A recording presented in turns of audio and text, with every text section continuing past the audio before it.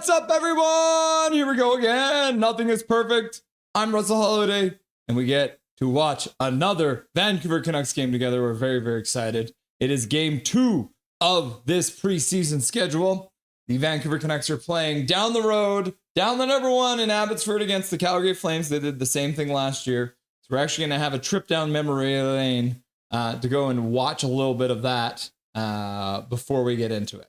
But I always get ahead of myself. So let's start by talking about what we're actually going to be doing tonight. So let's hop on over here. So there's the thumbnail for the stream. Canucks versus Flames, preseason game 2. You can see here, this is Dustin Boydell.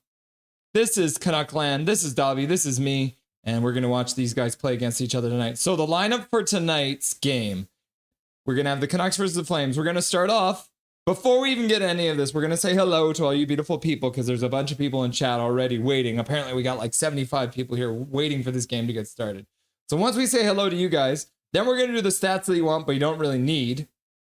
And as part of the stats that you want, but you don't really need, we're actually going to be watching a clip from last year's stream in the preseason in game 2 against the Flames. So the Canucks played the Flames in the preseason last year in Abbotsford. So it's kind of deja vu. So I thought I'd show you guys a clip of the time I predicted the game-winning goal of that game too, live on stream. It was only our second stream ever, so we'll go through that a little bit.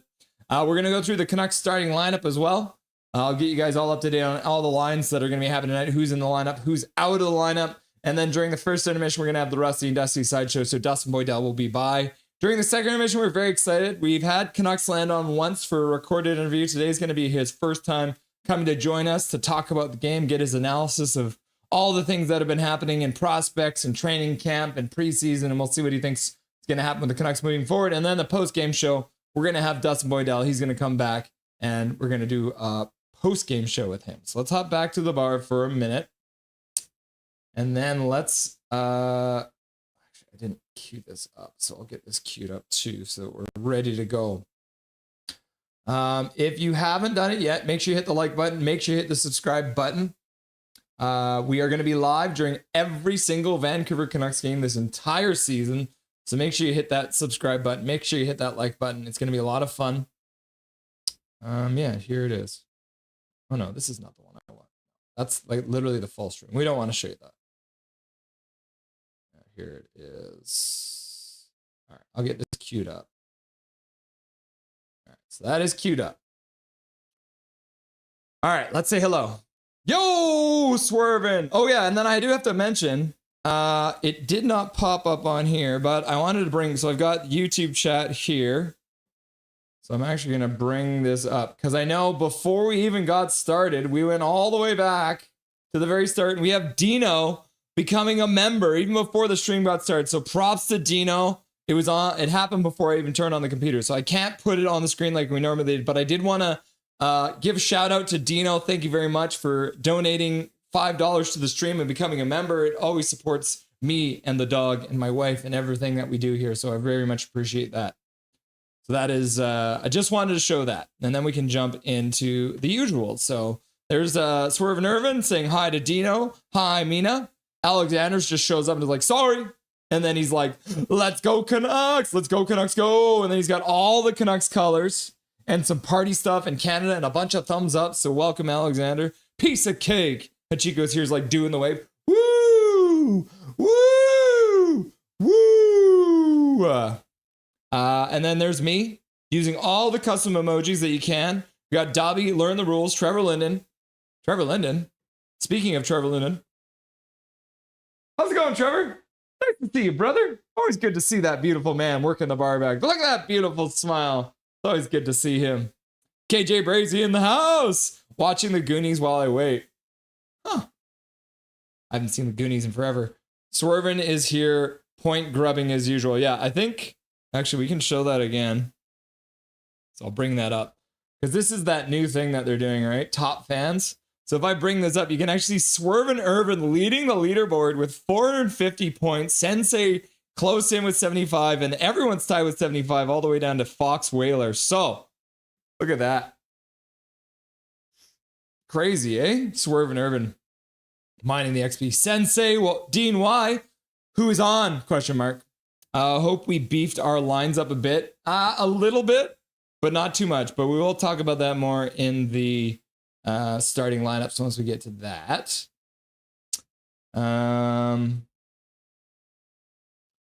Probably still about Abby Canucks. Yeah, there's in fact an entire lane that is an Abby Canuck line, which is fun. Sensei Dean line. Yeah, probably. I want Vilmer on.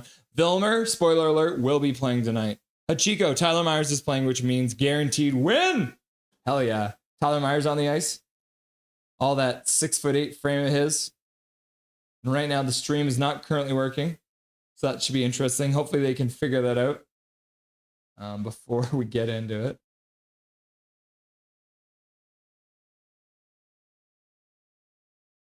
That's so bizarre. It's so hard to find the stream.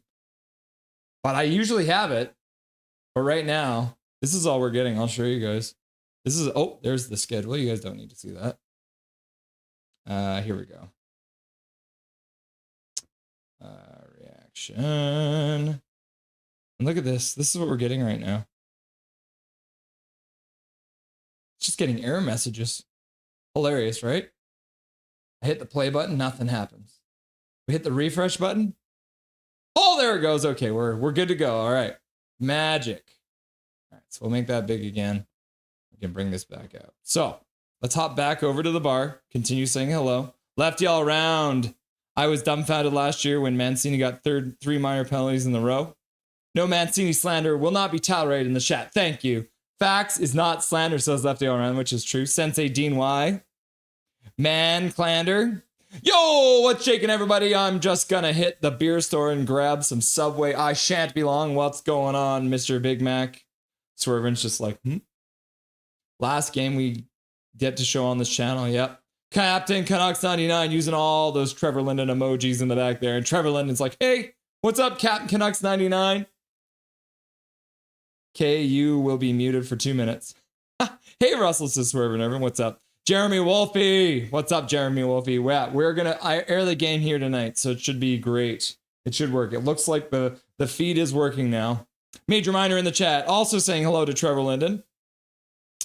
CKBR baby, let's roll, gang. What's up, CKBR baby? Nice to see ya. Guess what, everyone? Awesome. Thanks, guys. You're very welcome, Jeremy. Tyler Myers is by far our best Dean out there tonight, even at his age. Best D man. Mike Torrance in the chat. Go Canucks, glow. Go Canucks, glow. Go Canucks, glow.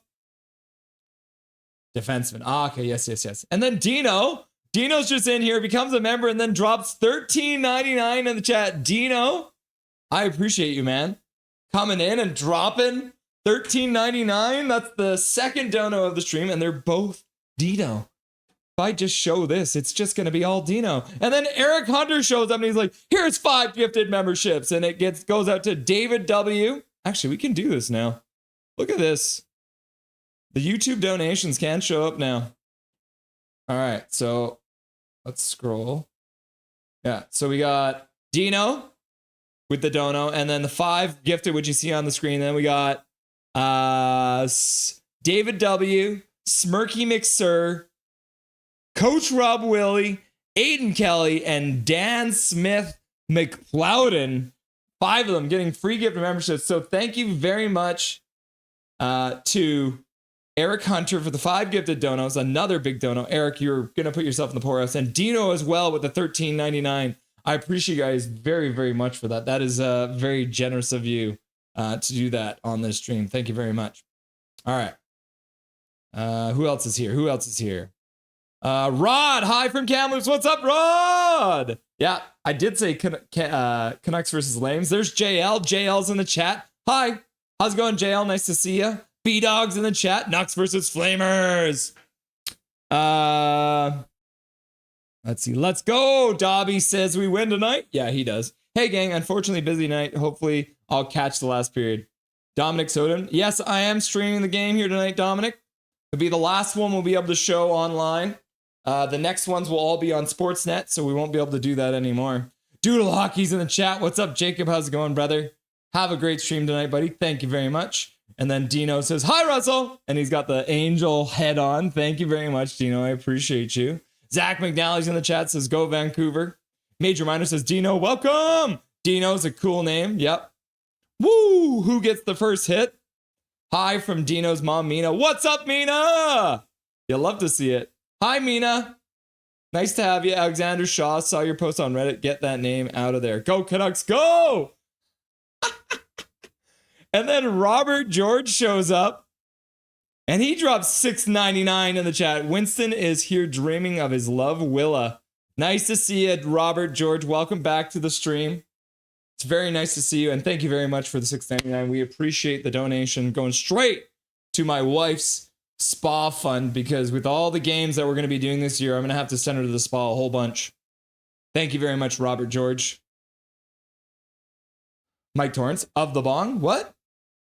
I've got a moment here, so let's take a minute to propose a toast to evil. Okay. Derek Wang's in chat. I'm here to cheer for the Canucks. Nice to hear. Jake's Takes Hockey. Let's go, Vancouver Canucks sports franchise. B-Dog says, hi, Major. Callum's here. Nothing is perfect. Are you actually streaming the game tonight or no? Yes, I am. The game will be on here tonight, so you can watch the whole thing here.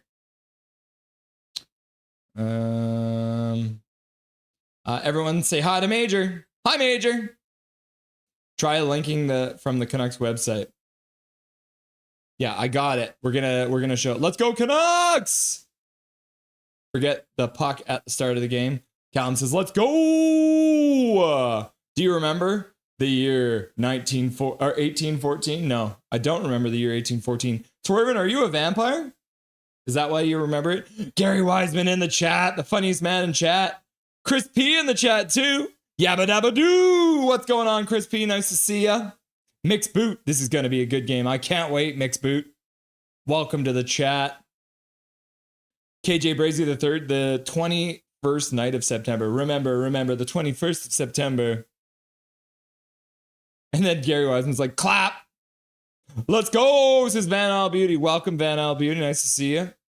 I hope this goes better today than the Kraken. Yeah, that was not the best ending. Who are the NHL player tonight? Okay,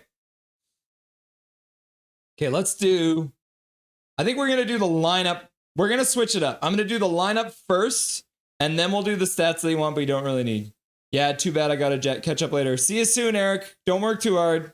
Dobby is approved for Harvard. Of course he is. Love the orca swimming over your shoulder. Almost as cool as Kempner's former Grogu. I know, right? We call him Finn. Is the game on yet? No, they are just doing warm-ups. So I think we have Leah Herring in the chat. What's up, Leah Herring? Go Canucks! Kevin's YouTube channel. What's up, cousin? Go Flames, go! Oh, we got our first Flames fan in chat. Kevin, my cousin from Calgary, was chatting with him the other day. He's actually coming out here. We're going to go watch the BC Lions versus the Calgary Stampeders at the beginning of October. And we're going to be sending Kevin out to another game in Calgary to be our live on location at the game. So it should be lots of fun. And then Japan 4 is like, D's nuts! What's up, Japan 4? Shannon's in the house. Hi, everyone.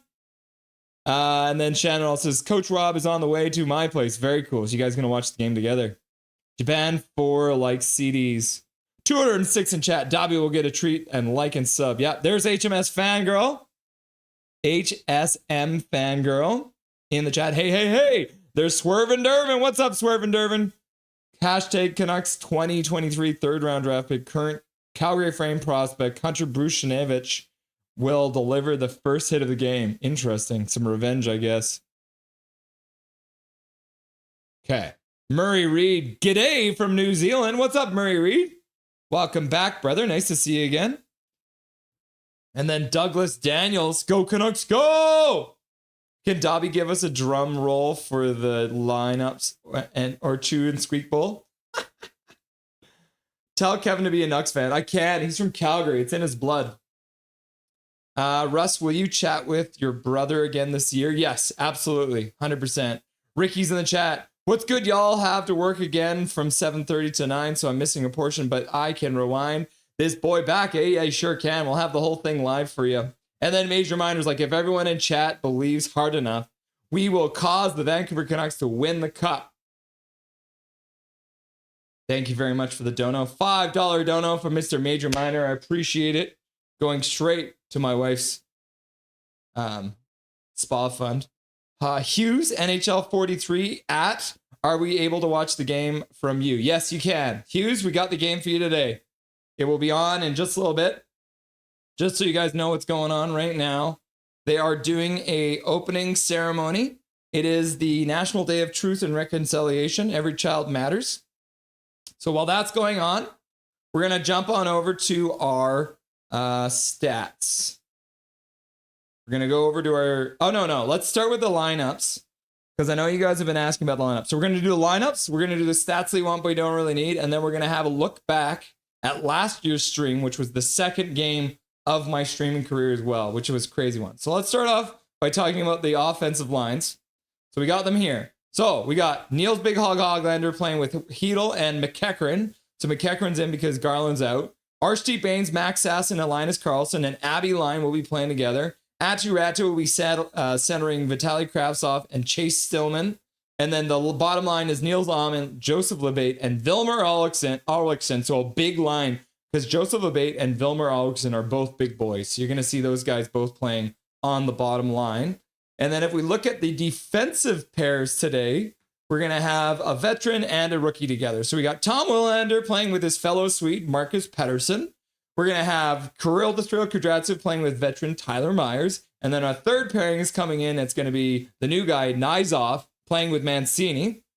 And then Thatcher Demko will be starting tonight, so that will be good to see. I have included as well, Nikita Tolopila will be the backup goalie, but I'm not sure if he will be getting any game time. We'll see. Last game, they did switch it up mid-game, so you might see Tolopila come in, but I have a feeling you also might just see Thatcher Demko play the entire game. So there's your lineup for tonight's game. Patrick Alvin, now in the chat. Welcome back, Patrick Alvin. Nice to see you. Always good to see Patrick Alvin in the chat. Yes, we got Tyler Myers. Let's go. Solid looking D pairings. Yeah, I agree. All right. No Cooter tonight. He was playing with the big boys at practice, so they're saving him for the official home opener on Friday night for the Canucks. So let's quickly hop over. We're going to have a look at something different. We're going to go have a look at last year. So this is what's happening tonight. I'll give you guys a quick visual on that. But if we pull this out here, oh snap. Doesn't look very good, does it? Hang on a second. Just gonna add this differently. Last year. Let's just call it last year. On this. Yeah, perfect. Okay. You can see the whole thing now, right? Okay, here is live from last year. Let's have a watch on this. Who do I think is going to score?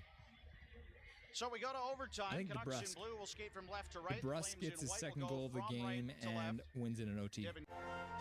So I predicted DeBrusk will get his second goal of the game and go into overtime. In the period, Max Sasson, right wing, into Calgary territory, drops to Sherwood. Back to Sasson. Bottom of the right circle, delay, center through the crease, and he scores! Max Sasson scoring a goal at the very end of the first period. So in the last minute of the first period last year. 5 seconds left to go in the period. Get the first goal of the night in the final Goes off minute of the of first to Wolf take a and it doesn't 1-0 even- lead. DeBrusk isn't claiming that one. Just a smart play by Sasson coming down the right-hand side. Slams the brakes, waiting for an opportunity to get the puck towards I don't even think Jake I think DeBrusk, that might have but gone it off ends Wolf up and in. The Calgary Flames. You guys hear the echo of my Skate. voice too? The slow motion replay. The first appearance of Trevor Is that Linden. you? Look at that beautiful Look smile. at this, 143 subscribers, my guys. buddy Drewski is saying that it sounds like I'm echoing for some reason. I am Russell Holiday. This is Nothing is Perfect. We are streaming the Canucks game live tonight. Got about a minute left before the game gets started again. Flames will have Yeah, a I've minute always heard and good 4 things about second Gordie power Howe. play, assuming I never everything remains spoke the same with him, but between I now and ran then. into him So 4 in on 4 for the moment. in the Face off public in a the couple Vancouver times. zone. Just Won by the listening Flames. to him Barry leaves left point. Bean tell some shoots. He stories. scores. Jake Bean Calgary with a hard wrist scores. shot for the left point. Beats Patera, Boo, glove Calgary. side, and the Flames Beats tie the game at Patera. 1. And this happens Go right Flames. after the face-off win by the Calgary Holy, Flames. you came The in Calgary at just the native, right Jake time. Bean. And now he's got him in a headlock, Oh. and this is going Boys to gather draw for a a big chat. crowd. And the boys All gather 10 for a chat. skaters into it.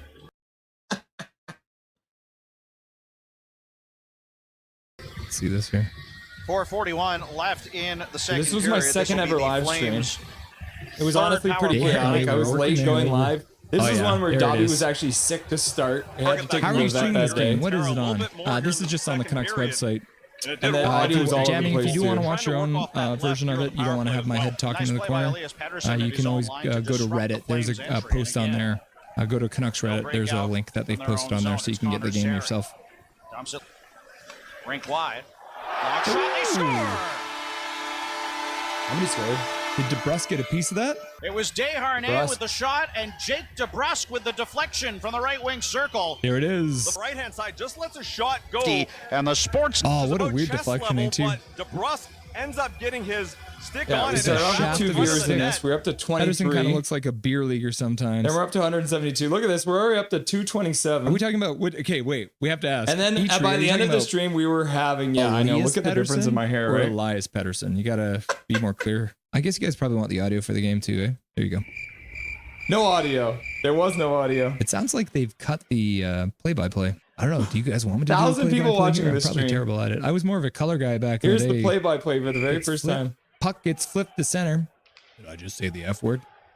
Whoopsies. Working the puck down low. Lannon did. In the left wing corner. Oh, there it is. Battling He's with back. correct. Okay, you Kicked it don't free have up to the miss boards. that. Keeper Yeah. Sherwood breaks it up. Goes rink wide to the far side, but Good job by Shane Alley Pospisil liking, to enter following, the and zone. notifications. All I'll right, be let's here for the actually games. skip Do ahead. this. And the same players on the ice. No changes here. Oh yeah, he just batted it. 35 seconds. face off loose in the circle. Players from both teams trying to get it. Daniel Sprong. It's back in Sprong, across the remember Calgary Sprong? line. Makes a nice move. Sprong to the goal to the forehand. He Sprong, scores! Sprong. Oh, there's his spring back. Look at that. Look at that. Woo! What a goal by. 6 for a team. Who's You the just hero? gotta work on that. Who do I think's gonna score? Here it is. So we go to I overtime. think Canucks DeBrusque. in blue will skate from left to right. Brus Flames gets in his white second will go goal of the from game right to and left. wins in an OT. Given due to the ice, gets the puck free. Pospisil Got a fell 3-on-2. behind the goal. 3-on-2 for the Canucks. Pedersen, left wing.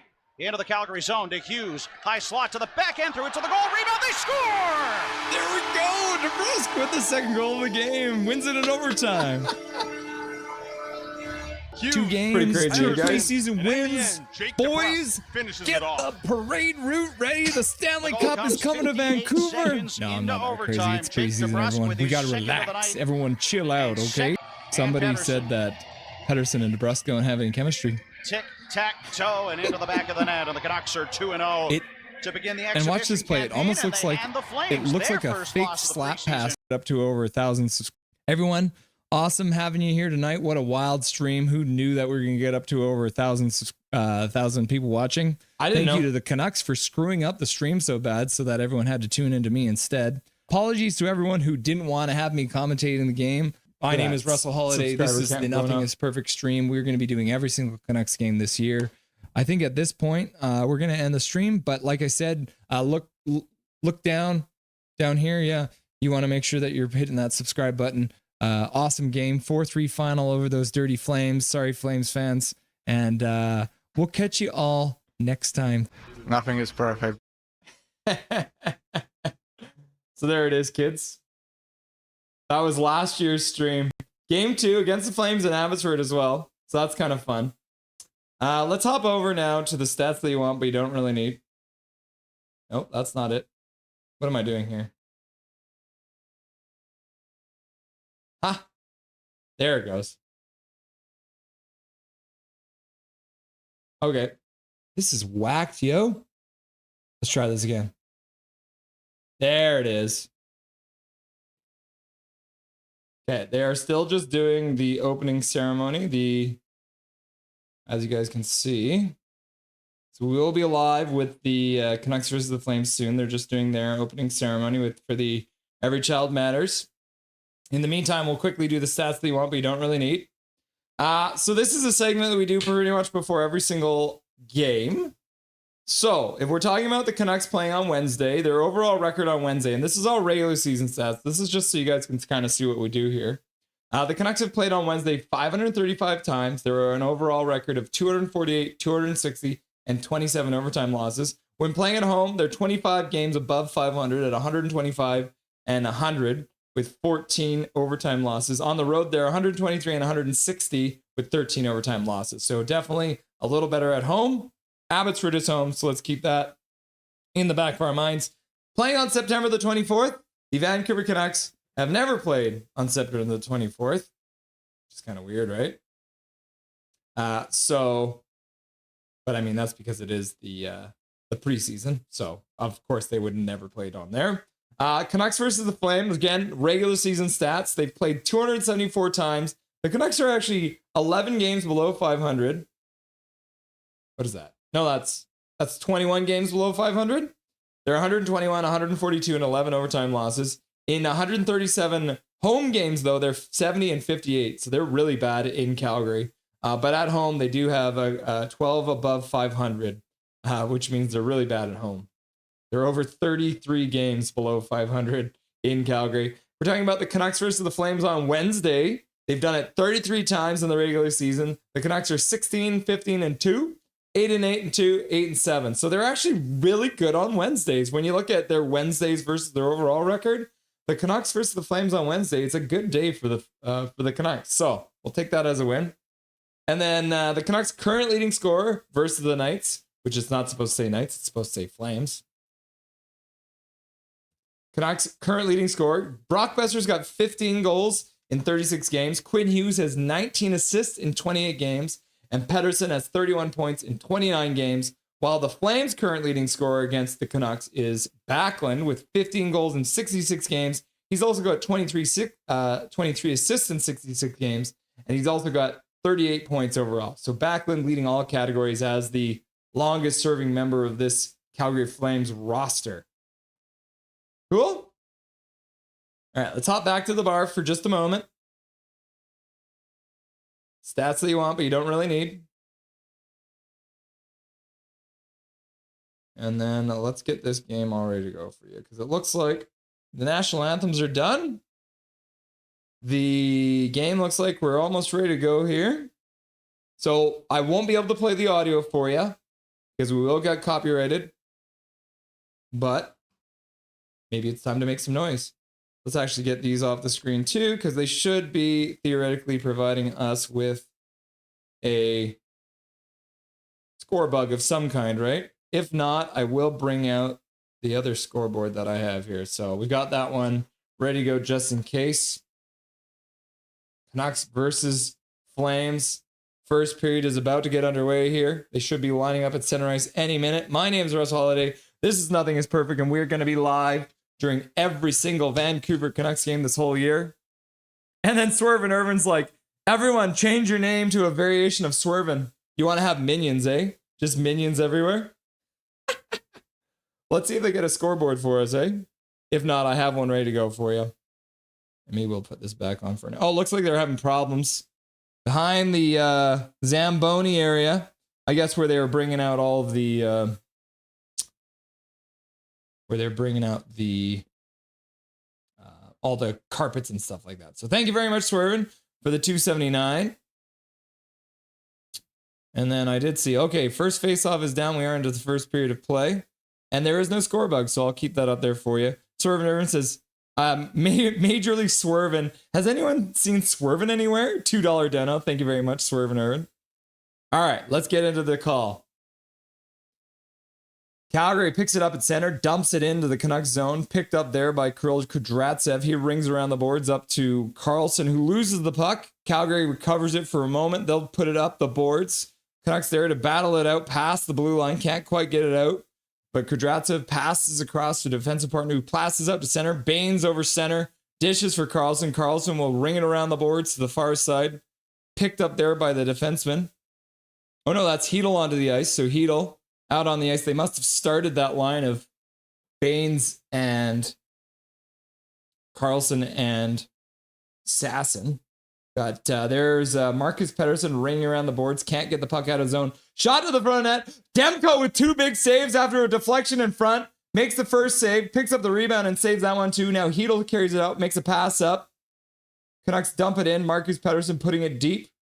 Moving on the forecheck is McEachran. Can't come up with it. Hoglander's there too. Puck gets flipped out to center ice. Now it's a partial 2-on-1, but Tyler Myers is first one on the puck and he chips it back out to center. Calgary picks it up there in the neutral zone and they'll skate back into their own zone. Flipped into the Canucks zone. They'll pick it up there. Kudratsev taking a minute. Stop behind his own net. The Ratu line is now onto the ice. Ratu. Dishes to the side. Pass across the zone. Back to the blue line. Kudratsev tries to get a one-timer off. Ends up muffing it into the corner. Ratu throws a hit but can't come up with the puck. Calgary skates it out. Possibility for it. But Tyler Myers steps up. Beautiful read on the play. He dishes it. And the Canucks then come in offside, unfortunately. But not a bad play for Mr. Tyler Myers stepping up into the play, stopping that pass from getting down the ice. And the Vancouver Canucks have looked okay defensively. Thatcher Demko getting tested early, makes a save, and then makes another shoulder save. Puck ends up going off in behind the net. Yeah, deflected just like 5 feet in front. Tough save for him, but he manages to get a piece of it. And then the Vancouver Canucks as well. Tyler Myers stepping up. You'll love to see Tyler Myers stepping up. It's a beauty. Tyler Myers, the beauty. All right, Canucks win the faceoff just outside the blue line. That's Kneesoff. Passes over Mancini. Kneesoff gets it back. He'll pass out to center. Tipped by LeBate. Can't keep it clean, but cleaning up the garbage with Vilmer Olofsson dumping it in. Calgary rings around the boards. Kept in at the blue line. Amon can't come up with the puck, but the puck comes free for Vilmer Olofsson, number 46 there. Hit on the boards by LeBate. LeBate and Ulrichsen fighting in the corner to try and get it. Amon in front of the net, but nobody can get the puck. Stepping down for the blue line is Kneesoff throwing a big hit there. Or is that Mancini? No, it was Kneesoff. Kneesoff stepping up. Looks like the Vancouver Canucks defense have been absolutely given the right to step up in these games. So you'll love to see that. Marcus Pettersson throws the puck in the far corner.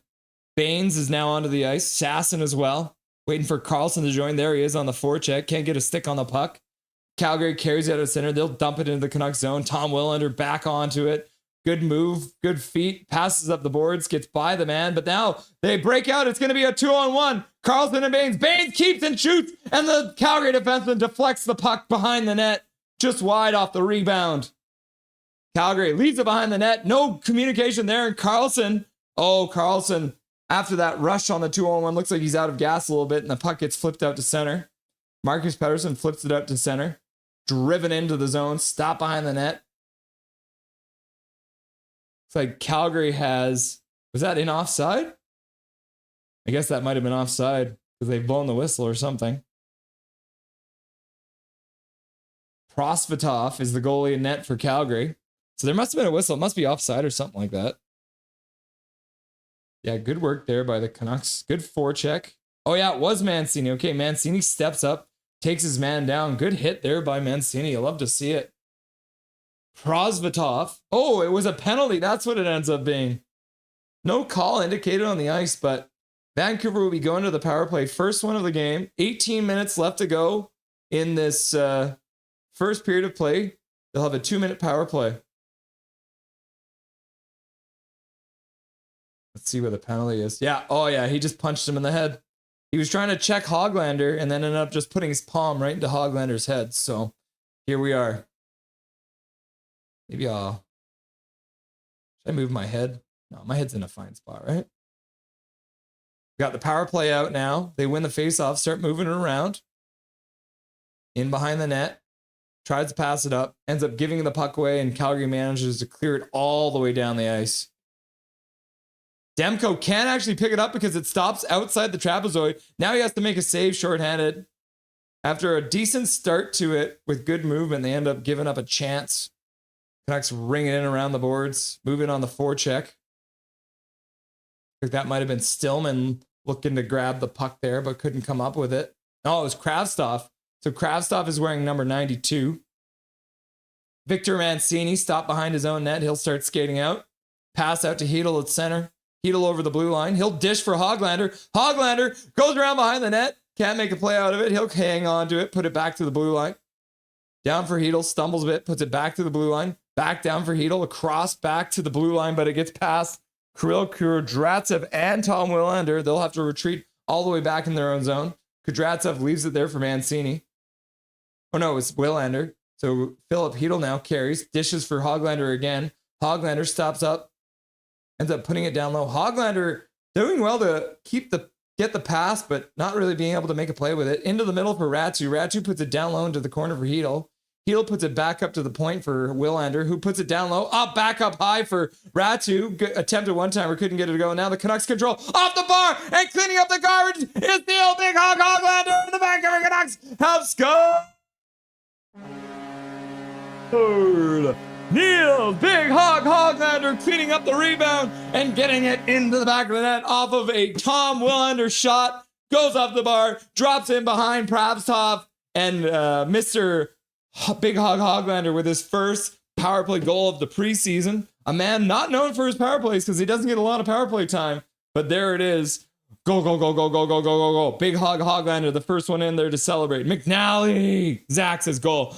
Mike Torn says, yay. Big Hog says, bang. Aiden Kelly says, swerving over. Any kind of curly fries are good. HMS Fangirl, go, go, go, go. Big Hog, go, go, go, go. B-Dog says, Big Hog.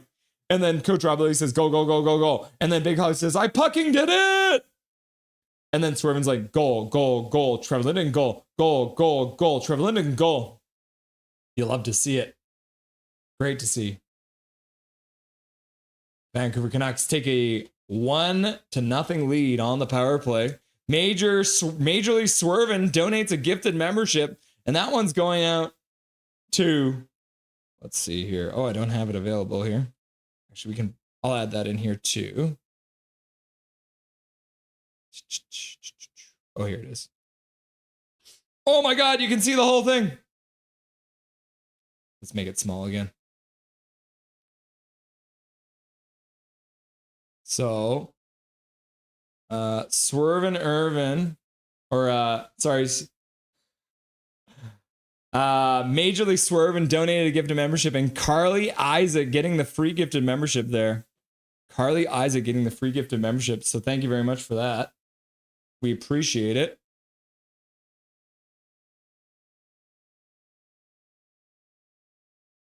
On the power play, the Vancouver Canucks score.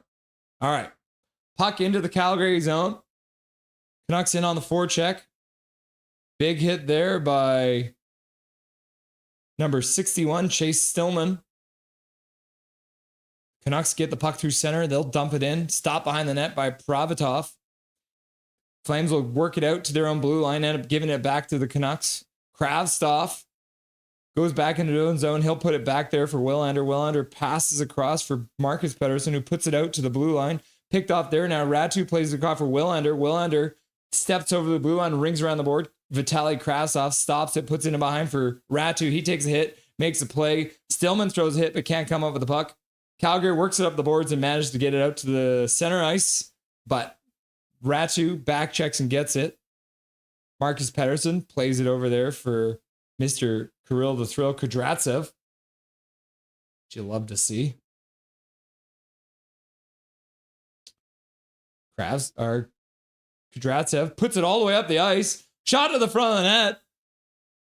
Max Sasson with a tight angle shot. Couldn't get it to go. He'll put it back to Mancini on the point. Mancini steps around to his man. Dekes down, puts it in front, and a shot to the front of the net. Linus Karlsson couldn't get it to go, put it just wide, and the shot to the front of the net gets blocked from the blue line.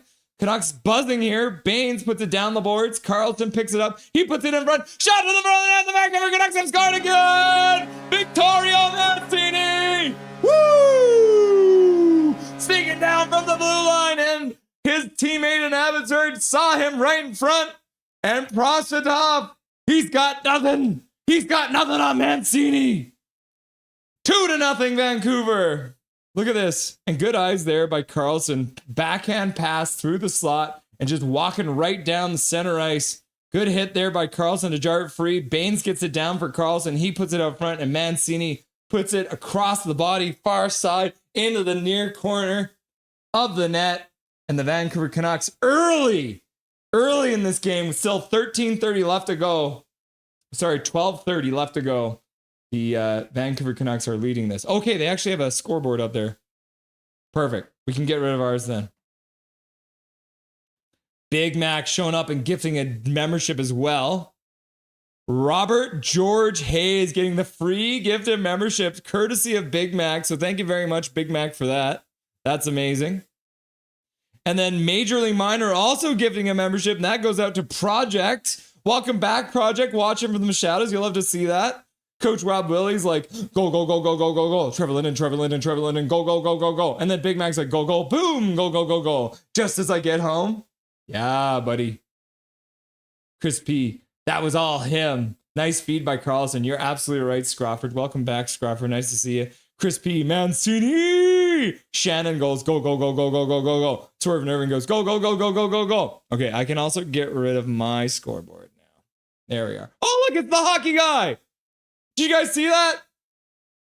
The hockey guy at the game on the big screen with his wife. Glad, nice to see his wife's out of the hospital. You guys don't follow the hockey guy. His wife had some serious medical. Canucks breaking in, and Hoglander drawing another call, fighting for the puck, and the Calgary Flames defenseman just didn't know what to do with him. Hoglander with that motor running and has drawn a second power play for the Vancouver Canucks. So after going up 2-0 with still with 11:49 left to go, Hoglander driving in, trying to get free, fighting his way through, and Miromanov taking the penalty for holding. Great to see. Vancouver Canucks going to another power play. Hachiko's boyfriend. Yep, Mancini scored. Big Mac hype. Jake the Pancake, are you in the building? This new Canucks look is fun, isn't it? You'll love to see it. Major League swerving. Big Mac, Big Mac, Big Mac, Big Mac, Big Mac, Big Mac. Major Minor hype. And then Mancini gets another one for the Canucks. Yeah, casket brain. Isn't it great to see? Big thank you to you, Big Max. It's Carly Isaac. Yep, Carly Isaac. How you doing? Long time no see. How is the Flow Hockey thing going for you? Have you been getting prepped up for the season, Carly? Like, what do you do when it's the off season? Mike Torrance's like, Mac. Then Carly Isaac's like, PP time van. And then Sensei's just out here clapping.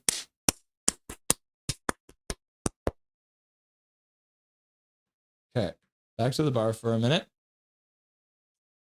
Shout out to Big Max, is majorly swerving.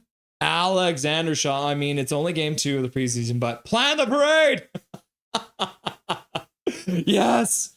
So this is what I think, you know, maybe they start the parade in Penticton, right? You start in Penticton, and then we drive down the whole Crow's Nest through Hope and Chilliwack. Jake the Pancake, I assume so because you knew Mancini scored way ahead of Russell. Shout out Major! Victorio Mancini Martinis. Yes, Callum. Callum knows what's going on. Todd Peterson is here. There's bad news. There is bad news, yeah. The hockey guy! Brandon Robbins. What's up, Brandon Robbins? Okay, we're back underway.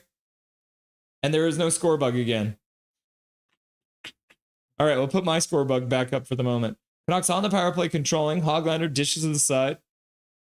Willander skates down the boards, looks to the middle, down for Hoglander in behind the net. Back to the blue line for Kudratsev, who drops it over for Willander just outside his reach, though. Calgary gets to the puck, and they're able to work it off the boards and all the way out to center ice. Willander tries to pass. Oh, no, that's Kudratsev tries to pass over. Gets blocked there by Calgary, and they'll flip it into the far side corner of the Canucks zone. All right, there's their score bug back. All right, we'll play score bug tag. Hedel passes across the blue line for Sasson, a little bit too far ahead of him, and it looks like the Canucks did come in offside. So that's going to be a face-off just outside the the Calgary Flames zone. Is it weird watching a game at Rogers Arena, no play-by-play after watching TV? It was weird. I remember when I was young, and it took a little minute for me to get used to that hockey fan. Even like, fangirl. It was weird. Okay, Canucks move in. Shot to the front of the net. Saved by the Calgary goaltender. Canucks keep it in. Man, look, it's Kravtsov. Puts it over for Sasson. Sasson across for Baines. Baines with a toe drag. Tries to drag it through. The Calgary defenseman does well to sprawl out and block it, throwing his body in front of that shot. The hockey guy, Aiden Kelly, welcome back, buddy. Shannon, the hockey guy. Keith is in the house, and he's like, go, go, go, go, go, go. Canucks get to the blue line. They ring it in, moving in. Bain steps past his man. He's got some support from Sasson, who tries to put it in behind the net. Didn't get enough juice on it, so it didn't get very far. And Calgary intercepts and shoots it all the way down the ice. Thatcher Demko stops behind his net. He'll play it up for Krastov. Number 92, in behind his own net, and he'll start moving out. Pass up, drop pass. Vittorio Mancini over the center line. Dishes and puts it down low, but no speed moving in the zone. The Canucks are in on the forecheck now. And they actually get the puck back because Calgary had misinformation and made a bad pass. Pass back to the blue line, gets tipped. Marcus Pettersson can't get it. And then covering for the defenseman, Max Sasson. Puck goes off his skate, bounces out to center ice. Calgary, with only 2 seconds left on the penalty kill, will do it. And then Calgary puts it all the way down the ice. Canucks stop it there. Marcus Pettersson passing across for Tyler Myers. Tyler Myers puts it all the way down. Flames try and get it up the boards. They managed on the second effort to get it out, past the blue line, flipped across the red line. Now they move in, 4 Calgary Flame players, flipping it in on Demko, and an easy save there with somebody trying to crash the net.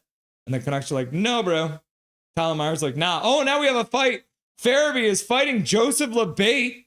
Labate knocking the helmet off Farabee. Farabee getting some gloves into the face. Now Joseph Labate connecting with a couple on Farabee. Farabee staggered a little bit. Joseph Labate now losing his helmet. Farabee tapping Joseph Labate on the shoulder. Looks like they're done. And both guys got a couple shots in there. Both ended up losing the helmet. First fight of the game.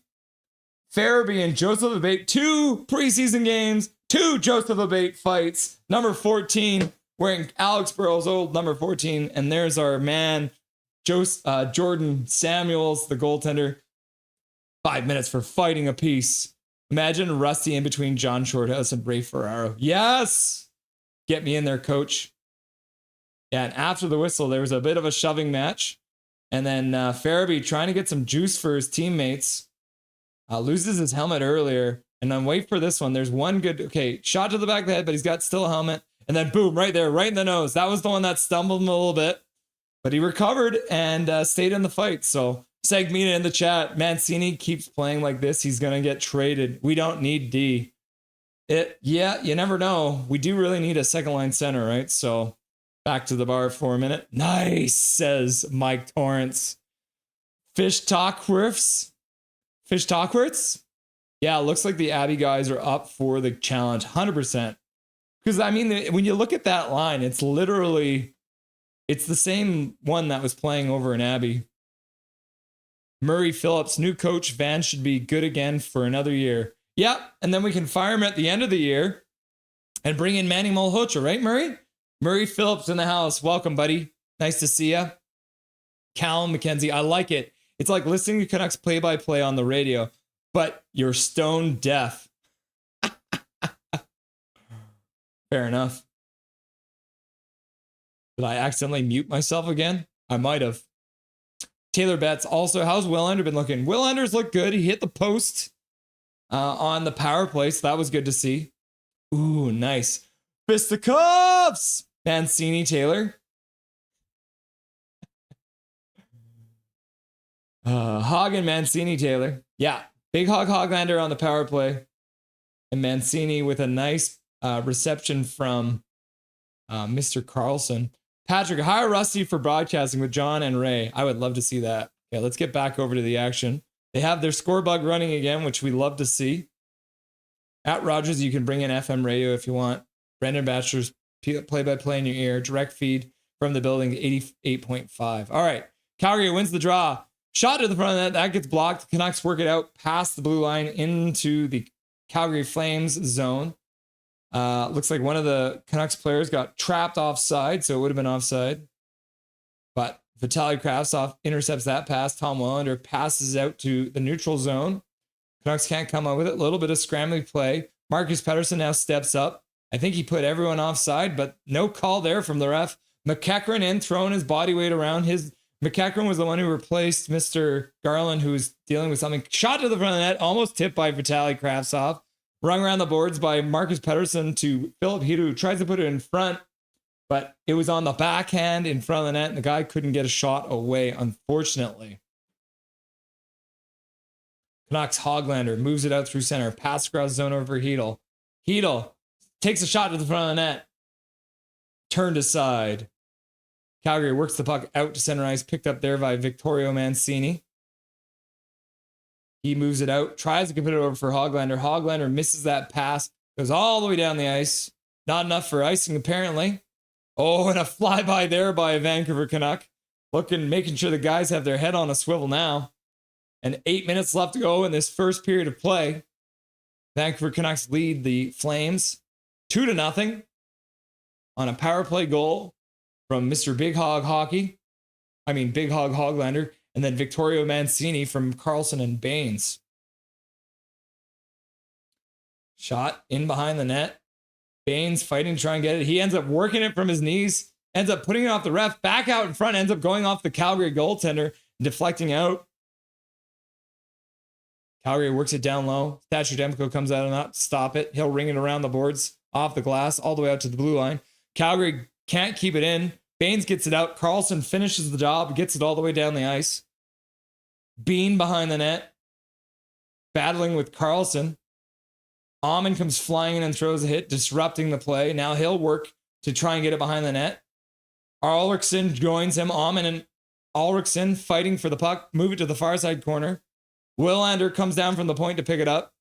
Now Ulrichsen plays it back to the blue line, being covered there by a forward. Marcus Pettersson puts it back to the middle for Willander. Willander with a shot to the front of the net, kick to the side by Calgary. Back out in front, that deflects off of a skate and out to the slot. Now Amon works it down, in behind the net. He stops up for a minute, plays it to the corner. Stillman spins, tries to play it back to the blue line, keeps actually shot to the front of the net. That goes well wide, might have been a rolling puck. Ends up going off the glass and all the way down the ice. Marcus Pettersson into his own zone to pick it up. He'll skate out through center. Ring it in hard around the boards. Canucks moving in on another aggressive forecheck. The top line back out there with Hedel, Hoglander, and McEachran. Mackenzie McEachran, Mac squared! Speaking of Mac squared, he's pressuring the point. Can't get the puck though. Calgary gets a shot from the point. Thatcher Demko gets a piece of it, deflects into the far corner. Rung around the boards by Calgary, back to the near side blue line. Into the slot, shot, blocker save there by Demko. Maybe the best shot he's faced so far tonight, turns it to the side.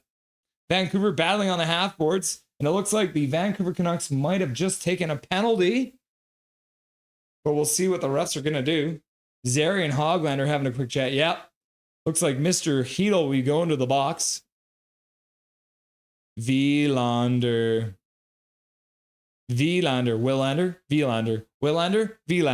Thank you, Swervin' Dervin 95. Contenders now winning every game. Let's see this power. Oh yeah. I mean, Pospisil goes down pretty fucking easy, but swear jar. Can we get some swear jars in the chat? I just said the F word because it's Pospisil and he pisses me off.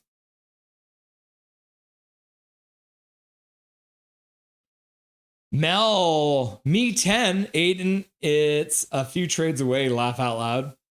Hogs and Mancini scored. Yeah, I can actually even bring that up for you guys. How do I do that again? Oh yeah, it's right here.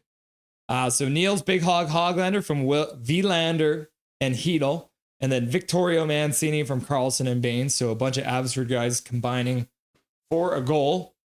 And then, yeah, Hoglander scoring from in close. Tom Willander actually ends up hitting the post. Puck drops down right behind the goaltender, and Hoglander was there right on the doorstep to bang in the rebound. So at 5:05, Hoglander from Willander and Hedel, and then on the power play, and then at 7:16, just over 2 minutes later, Vittorio Mancini on a beauty feed from Carlson, and Baines doing some good work on the boards to dig it out, getting over Mancini, which is great to see. And then Major Minor donating $2 to say, eggplant dow, eggplant dow. Well, I'll join the jar. Fuck! In my opinion, the Riders don't deserve another chance. Aquilini can milk Yaz. Ryan Haig, laugh out loud, F, my kind of channel. Yeah, as long as I don't swear in the first, the first 10 minutes of my stream, I think it's all right. Scrofford says, shout out to Dobby. Canucks managed to work the puck all the way down the ice, killing off the first 15 seconds of the power play. Calgary have to work from their own zone. Majorly swerving is like, Dobby. Canucks break it up at the blue line. Ratu throws a wild puck on net, gloved down by the Calgary goaltender, whose name I'm never going to remember. Prozvatov.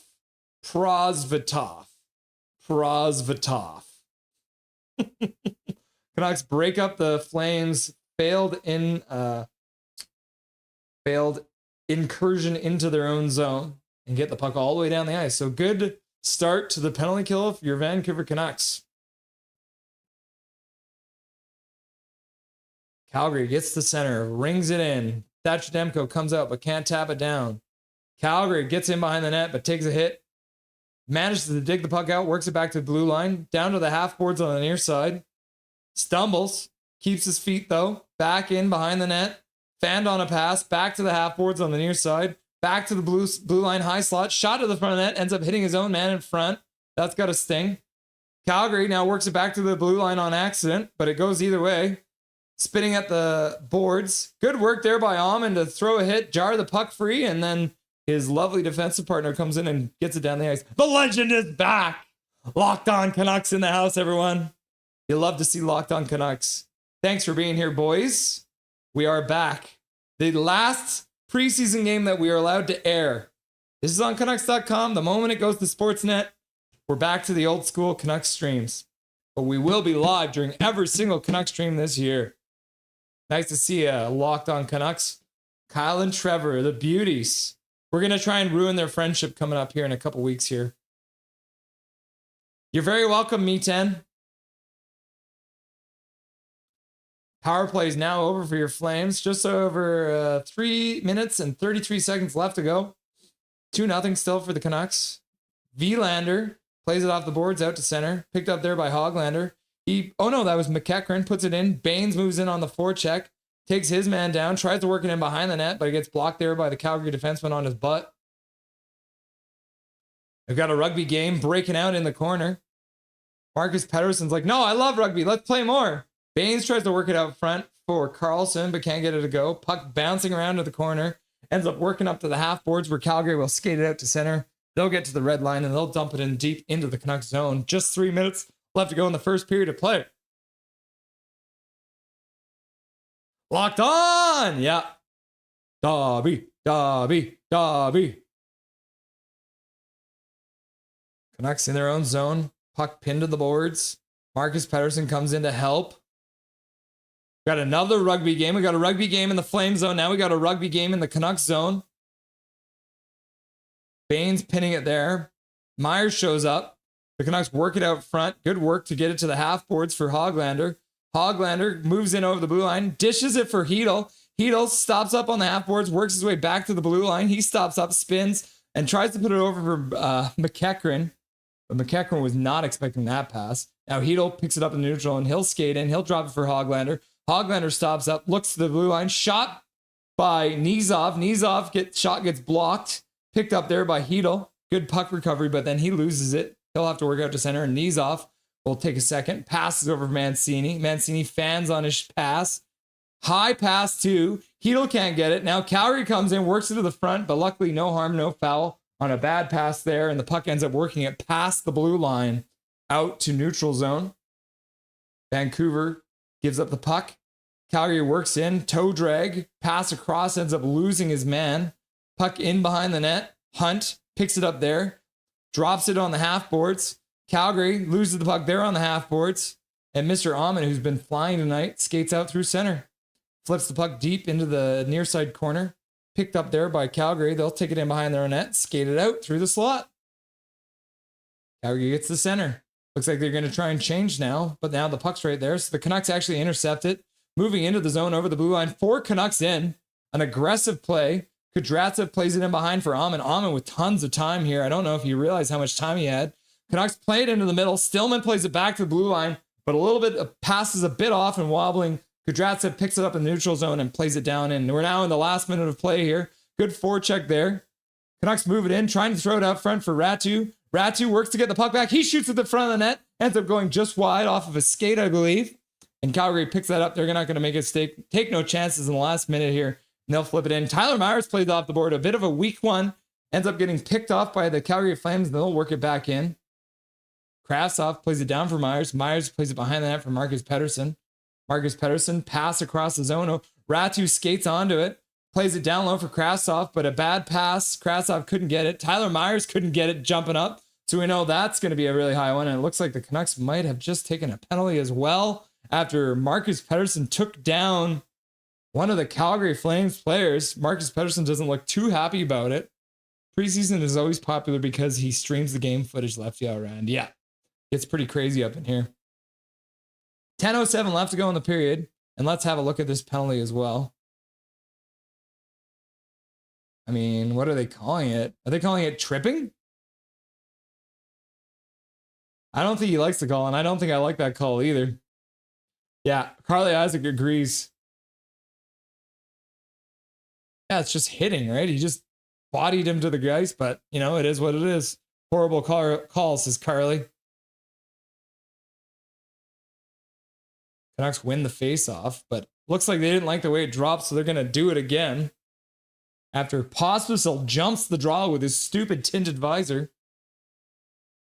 You guys think Carlin can pop off this year? 60-plus points? All right, thank you very much. Locked On Canucks providing us with the very first poll question of the year, or of the game. Shot to the front of the net. Calgary plays to the middle. Poked away. Shot to the front of the net with no time left, and that's the end of the first period of play. All right, so Locked On Canucks is asking if we think that the Vancouver Canucks can get, or if Connor Garland, so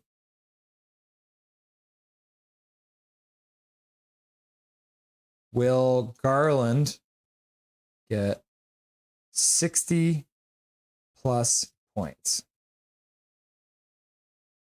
Question mark. Yes, no.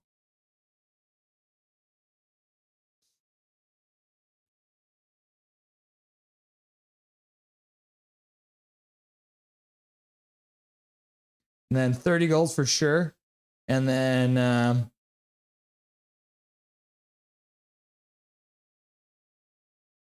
going to put one doomsday answer in here.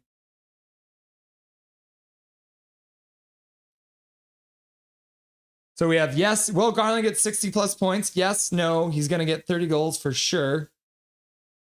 And nah, this injury will get worse. So first question, poll question coming out from Locked On Canucks. Thanks for being here, guys.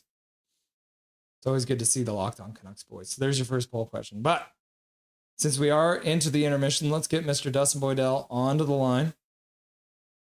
We'll get him all queued up here for you, beautiful people.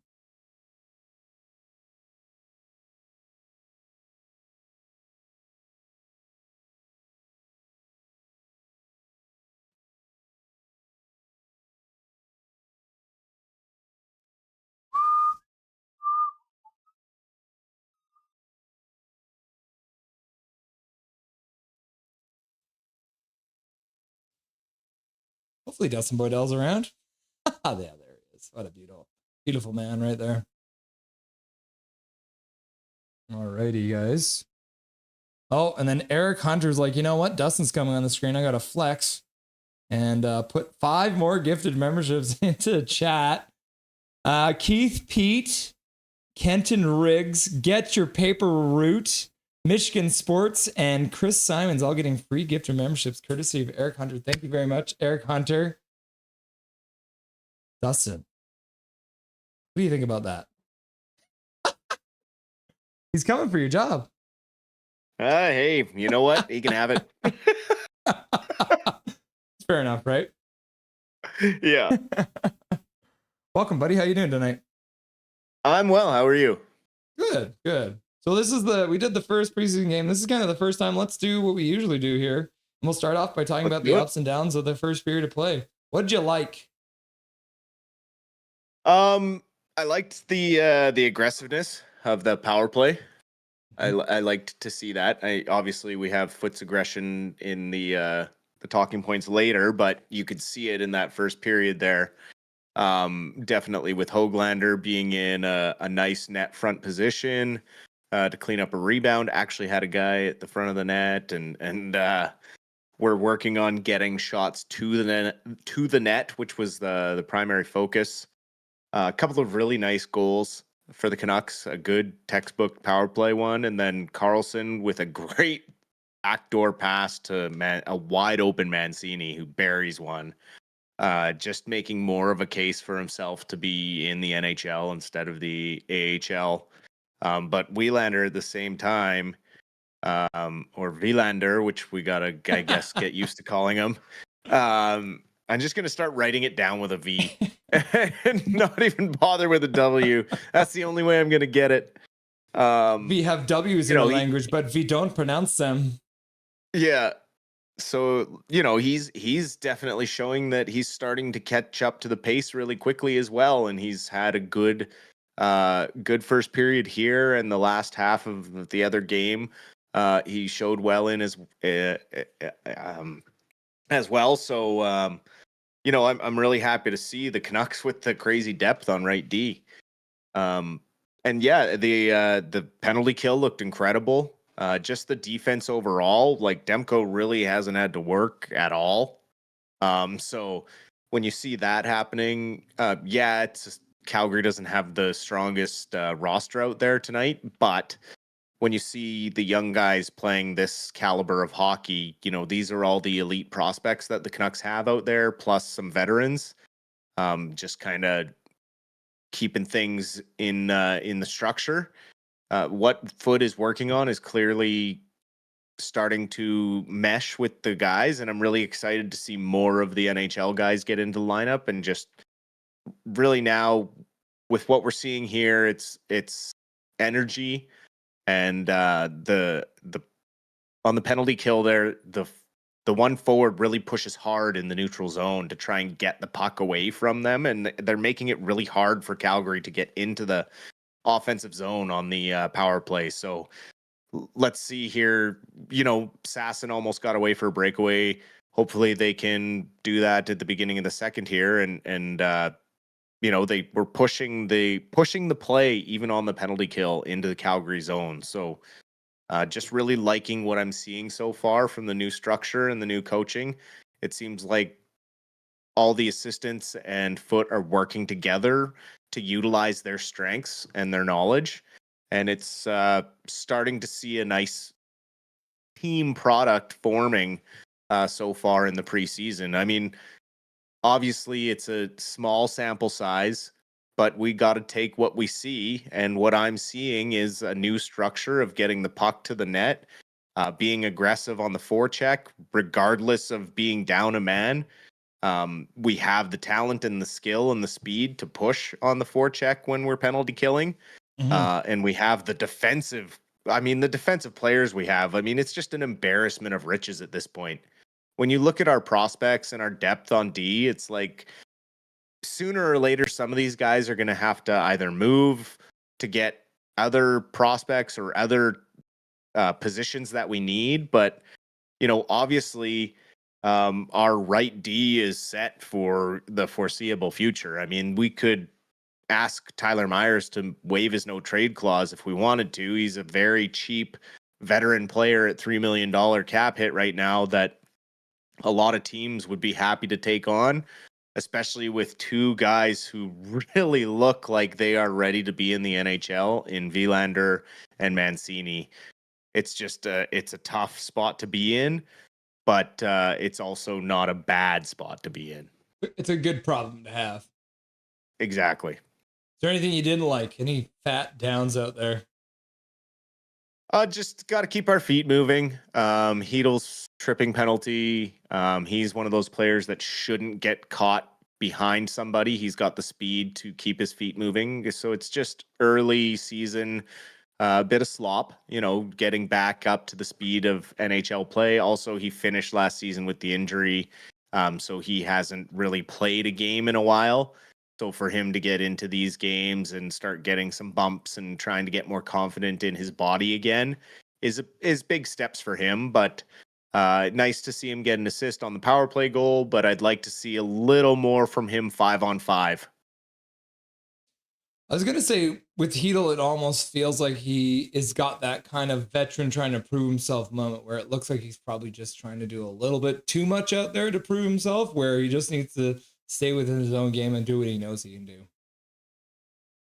Yeah, for sure. And I think he's feeling the pressure a little bit because a lot of the chatter, even from Alvin and the coaches, has been about Braden Coots and how well he has shown in preseason and in the games. And, you know, they're practicing him with the big boys right now to be in the home game on the first preseason home game in Vancouver. So, you know, they're really speaking highly of Coots, and you know, he doesn't have the NHL body yet, but man, does the kid have the hockey sense and just the ability to slow the game down anytime the puck's on his stick. And so I think Hedel's feeling the pressure a little bit with some of these young prospects really playing above what we expected them to do at the point in their development.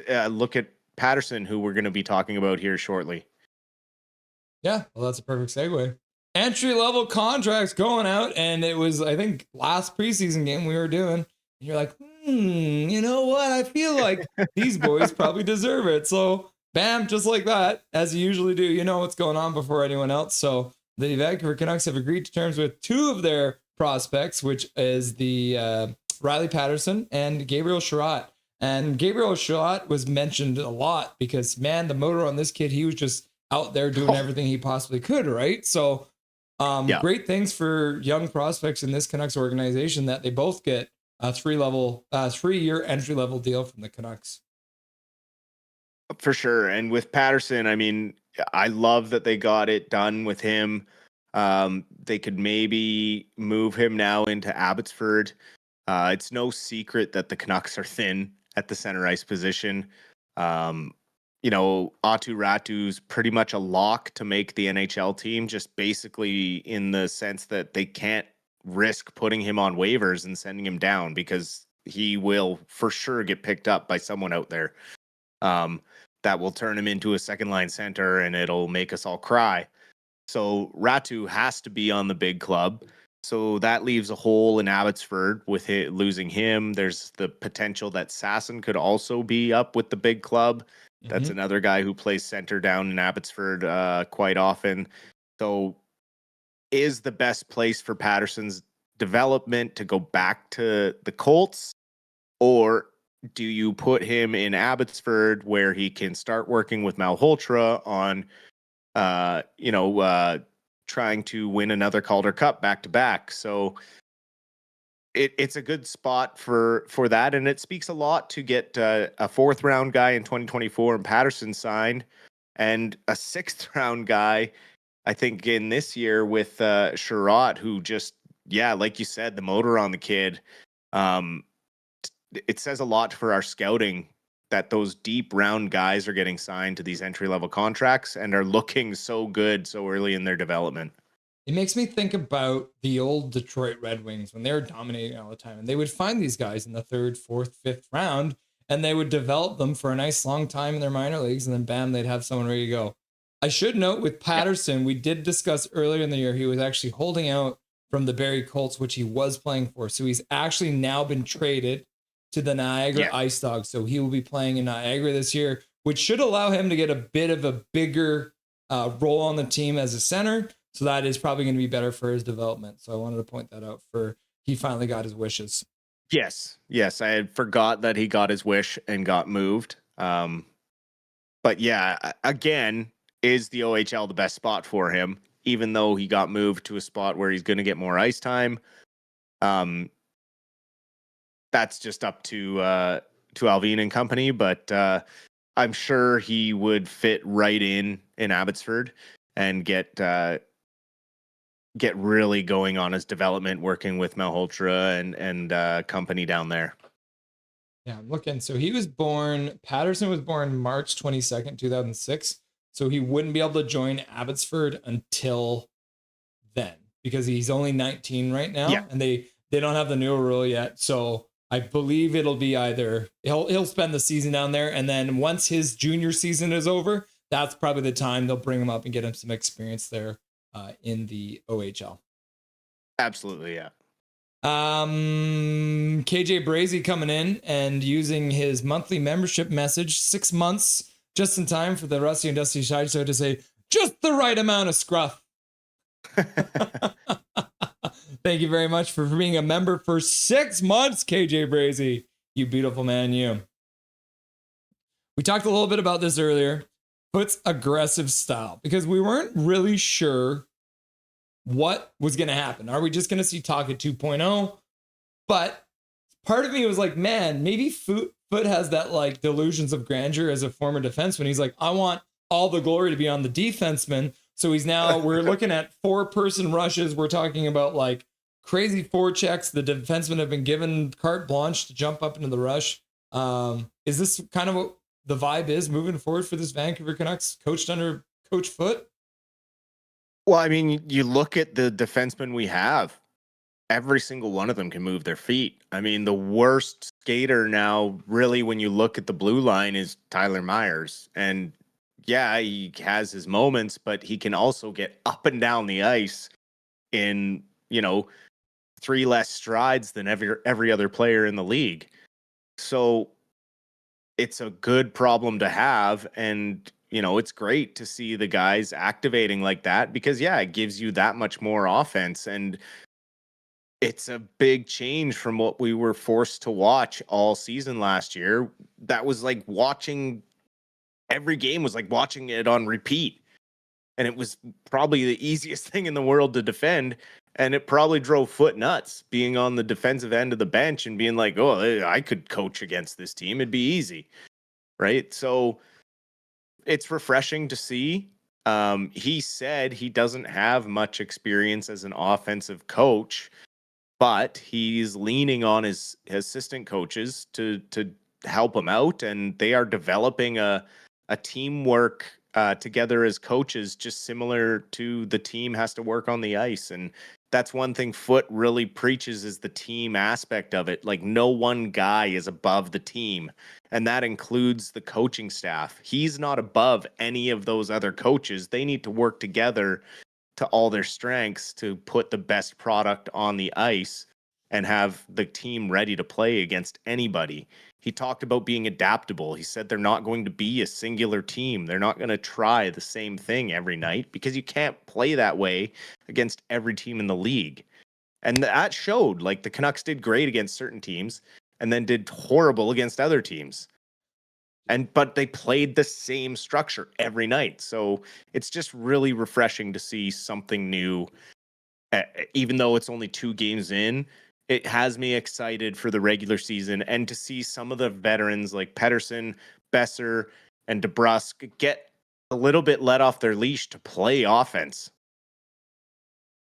Majorly Swervin says, I'm going to give away 2 tickets to a Canucks game. I don't know which one yet. That was his monthly membership message, 10 months as a member. So thank you very much, Majorly Swervin. The next one, we're going to talk about this already because Vasily Podkolzin did sign a 3-year contract with the Edmonton Oilers, which is good to see. Gets a big raise. He's making just under $3 million a year for 3 seasons. So great for him. But worse news came out and just awful. So great day for him. Yes. And then it turned sideways. So for anyone who doesn't know, Dustin, can you let him know what's happened now for Podkolzin? Yeah, I mean, it was great news for him to get that extension. He worked really hard in Edmonton to get his game to the NHL level. But unfortunately, his dad passed away in just a freak moment. No one expected it coming. So he has gone home to Russia to be with his family and will miss a little bit of training camp here. But, congratulations to him on the contract. He has really earned it. I would have loved to have seen him get a better shot here in Vancouver, but all the best to him and family right now, because hockey's the last thing that matters when a family member is lost. Yeah, it's tough. Very tough. Especially we saw this last year with Forbert. So take all the time you need, Podsy. We love you. Cutting's coming tomorrow for sure, right? Like all these junior guys, and because they still have a massive roster here. But after these 2 first preseason games, you think lots of guys get sent down? I think so. I think they're pretty much going to know after this game who the young guys are that they're going to give an actual shot to.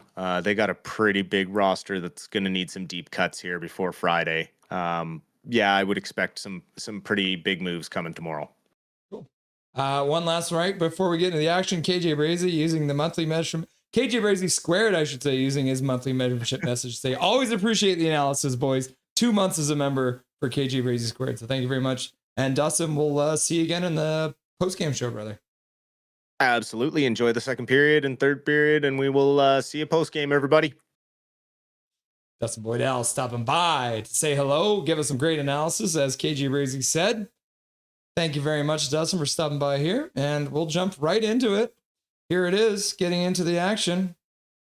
Wham, bam, just like that. Good timing here on Nothing is Perfect today, which we don't always have.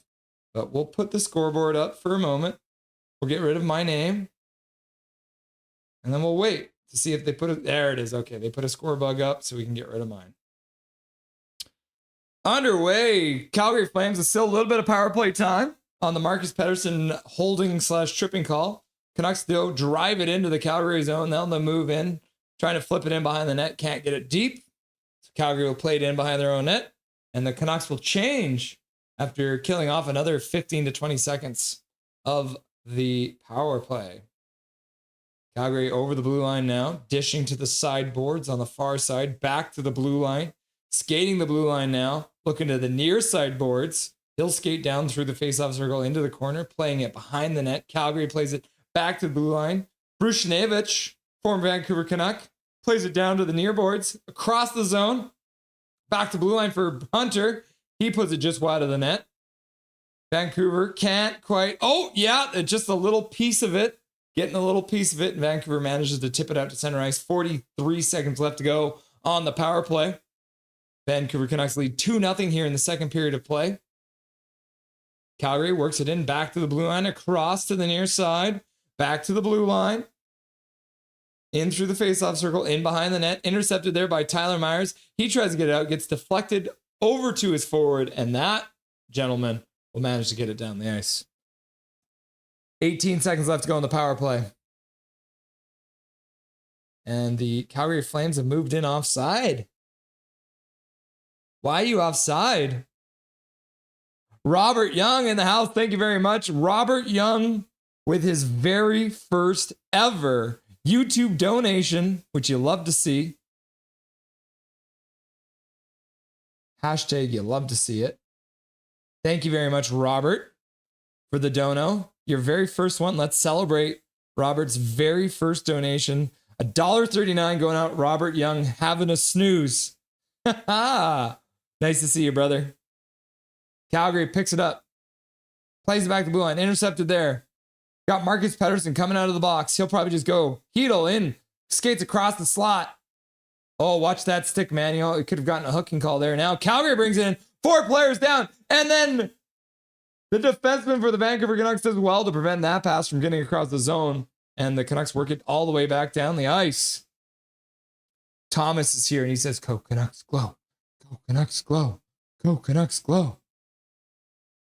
Game on. Learn the rules, learn the rules, learn the rules, learn the rules. Calgary works it out front. Backhander from the slot. Thatcher Demko's up to the task, and he'll cover that up. Faceoff will be to his left-hand side. Home opener for your Vancouver Canucks coming up on Thursday, October 9th at 7 p.m. at Rogers Arena. We will be live during this game.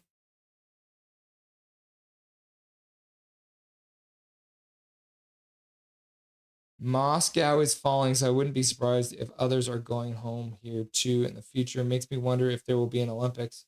Interesting. Robert Hype! Canucks lose the faceoff in their own zone. Calgary can't get it though. Canucks work it up the boards.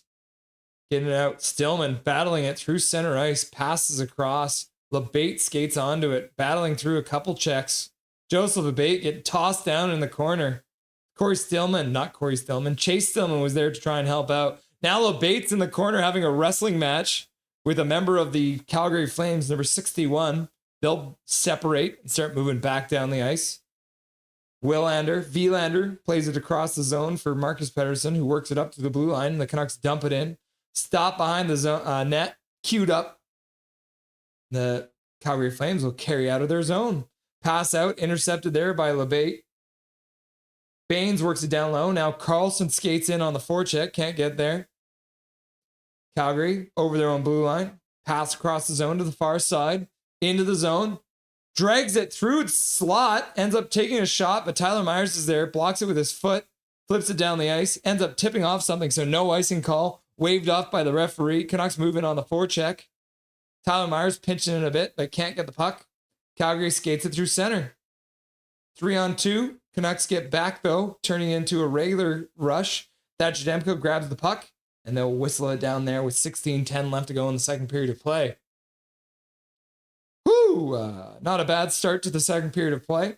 Action up and down, killing off that first power play. Canucks did well to kill that one off.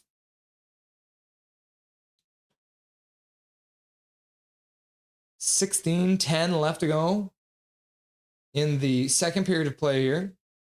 Hedl lining up to take the faceoff in his own zone on his strong side. He'll have his line mates Hoglander and McEachran out there, number 84 on the far side. Currens for Calgary gets kicked off. Pospisil comes in. He tries to win it back. Can't. Mancini steps through and grabs it, plays it up for Hoglander, who plays it off the boards and into the Calgary zone, but Canucks lose the puck. Calgary will carry it out off the glass, over the blue line, through center. Big pressure coming back from McEachran there. McEachran in the middle. Calgary puts a shot on net. Thatcher Demko makes a save, and he'll cover it up.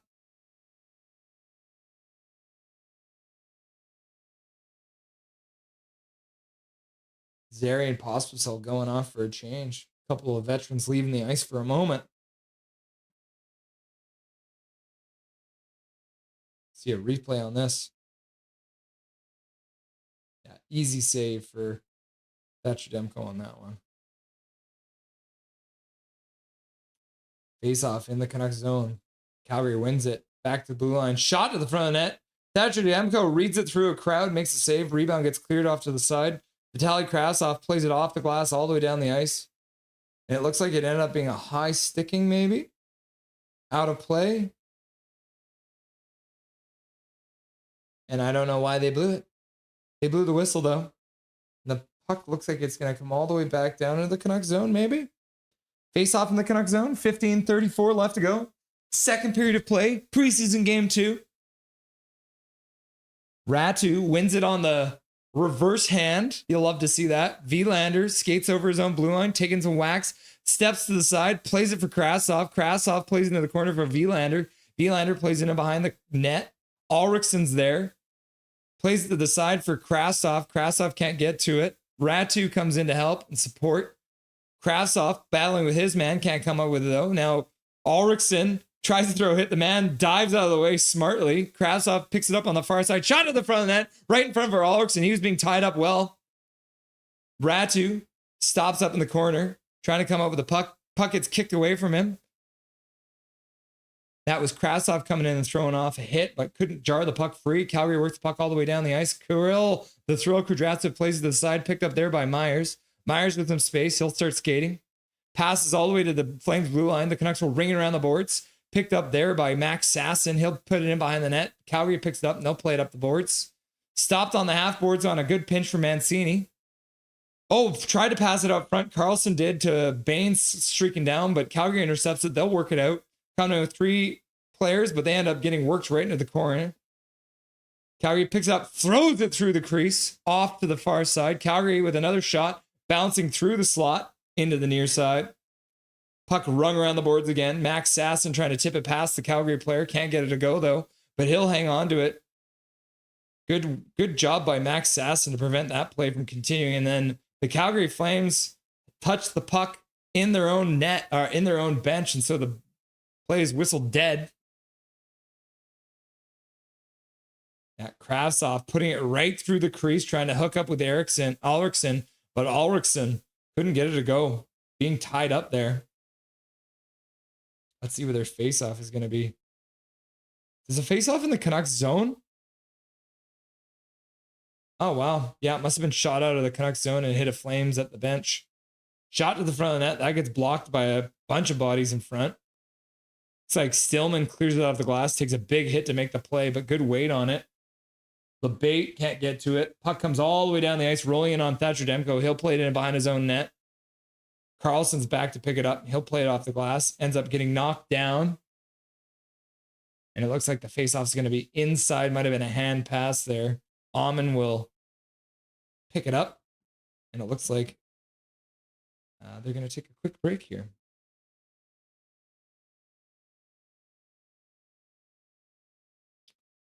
Canucks versus Flames. We're in the second period of play. 2-0 Canucks lead. Can have a quick look over at the scoreboard here for everyone who hadn't seen it yet. My name is Russ Holiday. This is Nothing is Perfect. And we are going to be live during every single Vancouver Canucks game. So if you haven't done it yet, make sure you hit that like button. Make sure you hit that subscribe button. I appreciate everyone for being here today. We got like 900 people watching. It's absolutely crazy. ChatGPT told me I should try and get up to 1,000 like I did last time. But ChatGPT doesn't know what it's talking about, right? So what are we saying in chat here? Major League Swerving. Nice. And Troy in the house. What's up, Troy? How's it going? www. Christopher Gruen. Welcome back, Christopher. Nice to see you. Don't believe everything you hear in the news. Come on, I want more goals for Vancouver. Good thing you put that brackets at the end there. McCallum, loving this offense from defense. Yeah, me too. I love an active defense. It's absolutely a beautiful thing to have your defense jumping up to the rush. So that's good. KJ, hi. So no Demko net. No, Demko is in net tonight. Yeah, VPN is good for sites that do location blocking. You can disguise your location. Yeah. KJ the third gonna catch up. Yeah, come on, KJ the third, catch up, bro. Thomas, that's a good one versus Jets. You could make it. Question mark. Tyler McKnight. Okay.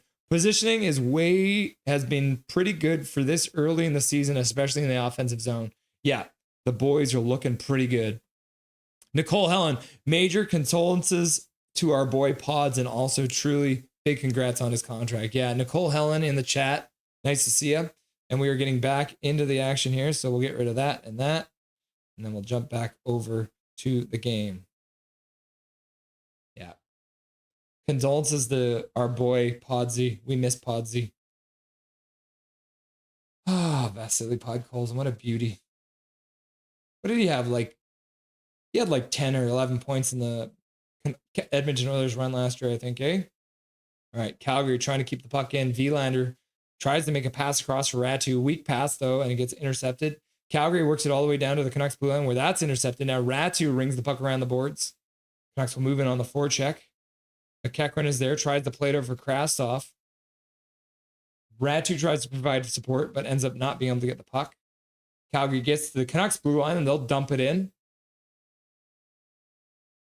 Vancouver's Kudratsev skates out slowly through center. Pass up to the Flames blue line. Gets tipped in.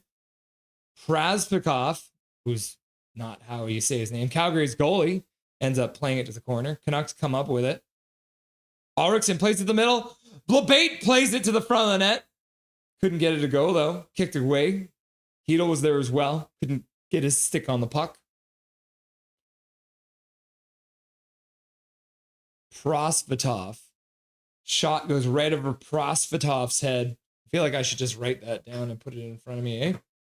Prosvetov. Calgary through the neutral zone, dumps it into the Canucks zone.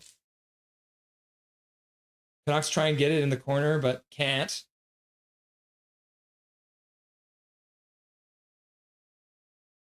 Prosvetov. Calgary works it into the neutral zone. Vancouver picks it up there. They'll stop in their own zone. Tyler Myers through center. Oh, and way offside. Who was that for the Vancouver Canucks? Eagerly jumping through. And that was way offside. Whoops. Canucks now have 9 shots in this game. Calgary is being held to 4 Although that hasn't been updated. Maybe they only updated it at the end of the period. Yeah, it looks like they're not going to update it until the end of the period. We can go like this. As you can see, only 4 shots in the first period for Calgary, 9 shots for Vancouver. And they don't update it live. So they will update that at the end of the second period, I believe, is what will happen. Correct? Correct. All right. Let's have a look in chat again, shall we? Indeed, it does. Let's go, Vancouver Canucks. Welcome back, People's First Yukon. Nice to see you. Major League Swervin, Robert Young. Thank you, buddy. Welcome, 777 in chat. Dobby gets a piece of cheese for every like and sub. Wow. He's going to be a fat boy after this game. Canucks taking the face off in their own zone, losing it. Calgary back to the blue line. Hunter Buchnevich throws a weak one just wide of the net. Max Sasson lightly checking his man. Calgary throws in a behind the net. Picked up there by Nizov, and he'll play it out to center. Ends up getting tipped. Canucks are first in on it, so no icing. Now Sasson breaks in, tries to jam it in short side. Can't get it to go. Covered well there by Prosvetov. Oh, fanned on it there by Mancini. Now Mancini falls in the corner. His defensive partner comes in, but the Calgary Flames come up with it. Shot to the front of the net. Thatcher Demko with a save. And now a rebound comes out front, and Thatcher Demko makes another save. Calgary now throwing punches at Karlsson, trying to push him back in on Karlsson. And the boys are like, hell no.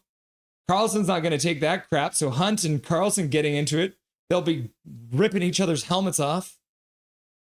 P-Med on Twitter about my off season. 112 likes. Thanks, guys. Yeah, thanks for 112 likes. You guys are crazy. Calgary looking pretty good. Yeah, look at Thatcher Demko with a save. And then another save. Gets a glove on it and manages to cover it up. And the Calgary Flames crashing that, hoping for something. Couldn't get it to go, though. Thatcher Demko covers it up. Karlsson's like, hell no, don't touch my man. It looks like, yeah, Bishop came in with a late poke on Demko. They do. Thank you, Dobby. Thank you for your prediction. Demko doing a good job. Yeah, you're right. Josh Gould. Are you guys doing all the games this season live feed? We are going to be live during every game, but we won't be showing every game, unfortunately. Vancouver moves the puck down the ice, intercepted by Calgary, and then work it back down into the Canucks zone. Marcus Pettersson plays it behind the net for Vilander. Vilander plays it off the corner boards, gets intercepted there by the Canucks, but Marcus Pettersson follows up. Hedl with some speed through center. Now breaks in on the front of the net. He gets tripped and goes crashing into Prosvetov. That looks like, who is that? Oh no, it's Krastov. Prosvetov gets knocked into his net. Quick 2-on-1 there for the Canucks out of nowhere. But Prosvetov up to the task. Who's in net? Demko and Prosvetov. Demko, I believe. Go, Mancini. Yeah. So he gets a shot off and then falls to his knees and crashes into the goalie. Good pass off the boards by the Canucks. Marcus Pettersson up to Krastov. And he gets a shot on and then crashes into the goalie like we talked about. No rough stuff after that, though. Sensei Dean Y. What are the shot totals? Right now it is 4 shots in the first period for Calgary and 9 for the Canucks. Am I hearing Nylander? Nylander. Do I sound like Nylander? No, you're not hearing Nylander. Josh Gold, preseason games have video. Yeah. Actually, this is the last one. Yeah, we have some preseason games that are video. So we provide a service because I know a lot of people can't find the link.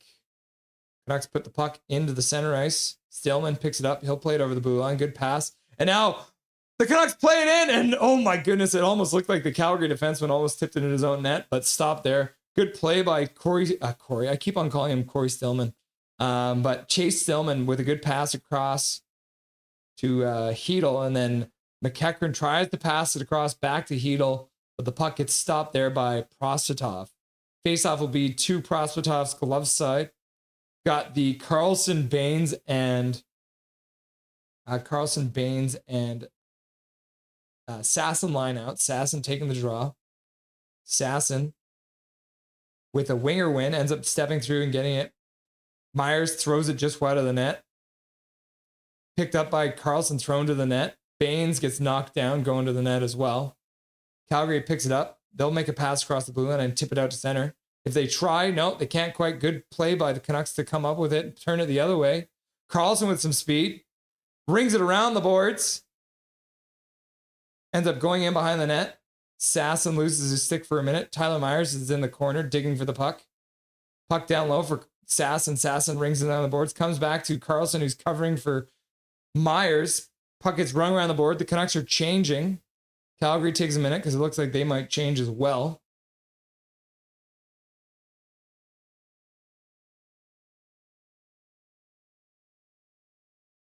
Oh, what the heck? Okay, there we go. Everything crashed for a second there. All right. Puck goes into the bench. And we'll get a whistle there. 2-0. 9:20 left to go in the second period of play. Canucks leading. 948 people in chat. Absolutely crazy. We're almost at 1,000 people. Thank you, everyone, for being here tonight. My name is Russell Holiday. This is Nothing is Perfect. And we are live during every single Vancouver Canucks game. Let's actually hop back over to the bar for a minute as we have a little stoppage in play.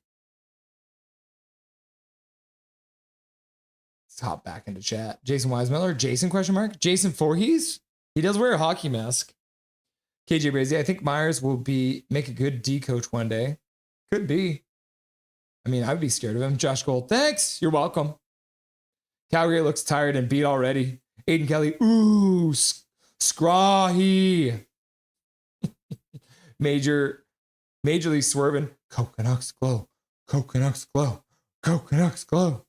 KJ Brazy, what does ChatGPT know? Nothing. It was Shea Weber and Duncan Keith. I just fed them. They just left, but they came to eat where I work. Laugh out loud. Very cool. You out here? Did you go out and punch Duncan Keith in the face? You should have just walked up and me like, remember when Tyler Myers made you his bitch? Ha! Robert Young, what's your thoughts on Evander Kane joining the Canucks, good or bad? I think I'm going to like it. Because I feel like he is going to do well for us. It is a contract year for him. So I do think he's going to do good for us, Robert Young. I would anticipate maybe tickling a 20-goal season. If Evander Kane can get 60 points, I think I would be happy. So I feel like 60 points is kind of like the range I think he might get. All right. Almond lining up for the draw against Bishop. In their own zone to Demko's left. Almond getting tossed out of the draw. Joseph Abate coming in to replace him. Almond, Joseph Abate out there together. Abate ends up winning it back. Canucks play it off the boards, out to the blue line, out to center ice. Almond trying to battle for it. Chase Stillman there too. Chase Stillman, I got it right. I did it right. I'm turning into my father. Every time I used to watch hockey with my dad, he'd be like, Naslund? Is that Mats Naslund? I remember Mats Naslund. I'm like, no, Dad. Now I am that guy. Joseph Abate battling on the half boards. Puck gets thrown behind the Calgary net, picked up there, and now they play it up to their own blue line and skated out through center ice. Dangling into the corner, playing it back, picked off by the Canucks. They'll play it off the glass. Not out, though. Calgary puts it back in behind the Canucks net. Mancini's there, can't come up with the puck. Almond now skates back to the blue line. Tired line on the ice for the Canucks now. They're pinched out there. Shot to the front of the net. That gets tipped just wide. Calgary playing it behind the net, back to the blue line, actually splits the D, goes all the way down the ice in their own zone. So most of the Canucks forward line should be able to get off. But with some speed, Calgary comes in, throwing it into the slot. Can't be handled there by number 95 for Calgary. Hedl through center. Does well to pick it up. He's got some speed. Has to take it off his skate. Takes to the backhand and tries to go forehand and slide it through Prosvetov. But Prosvetov stays with him, and it looks like Hedl might have just gotten high sticked on the play. We'll see if the referees manage to catch that one, but the Canucks might be going to the power play. We'll have to wait and see. Hey, Russell, say the goalie's name 10 times fast. Prosvetov, Prosvetov, Prosvetov, Prosvetov,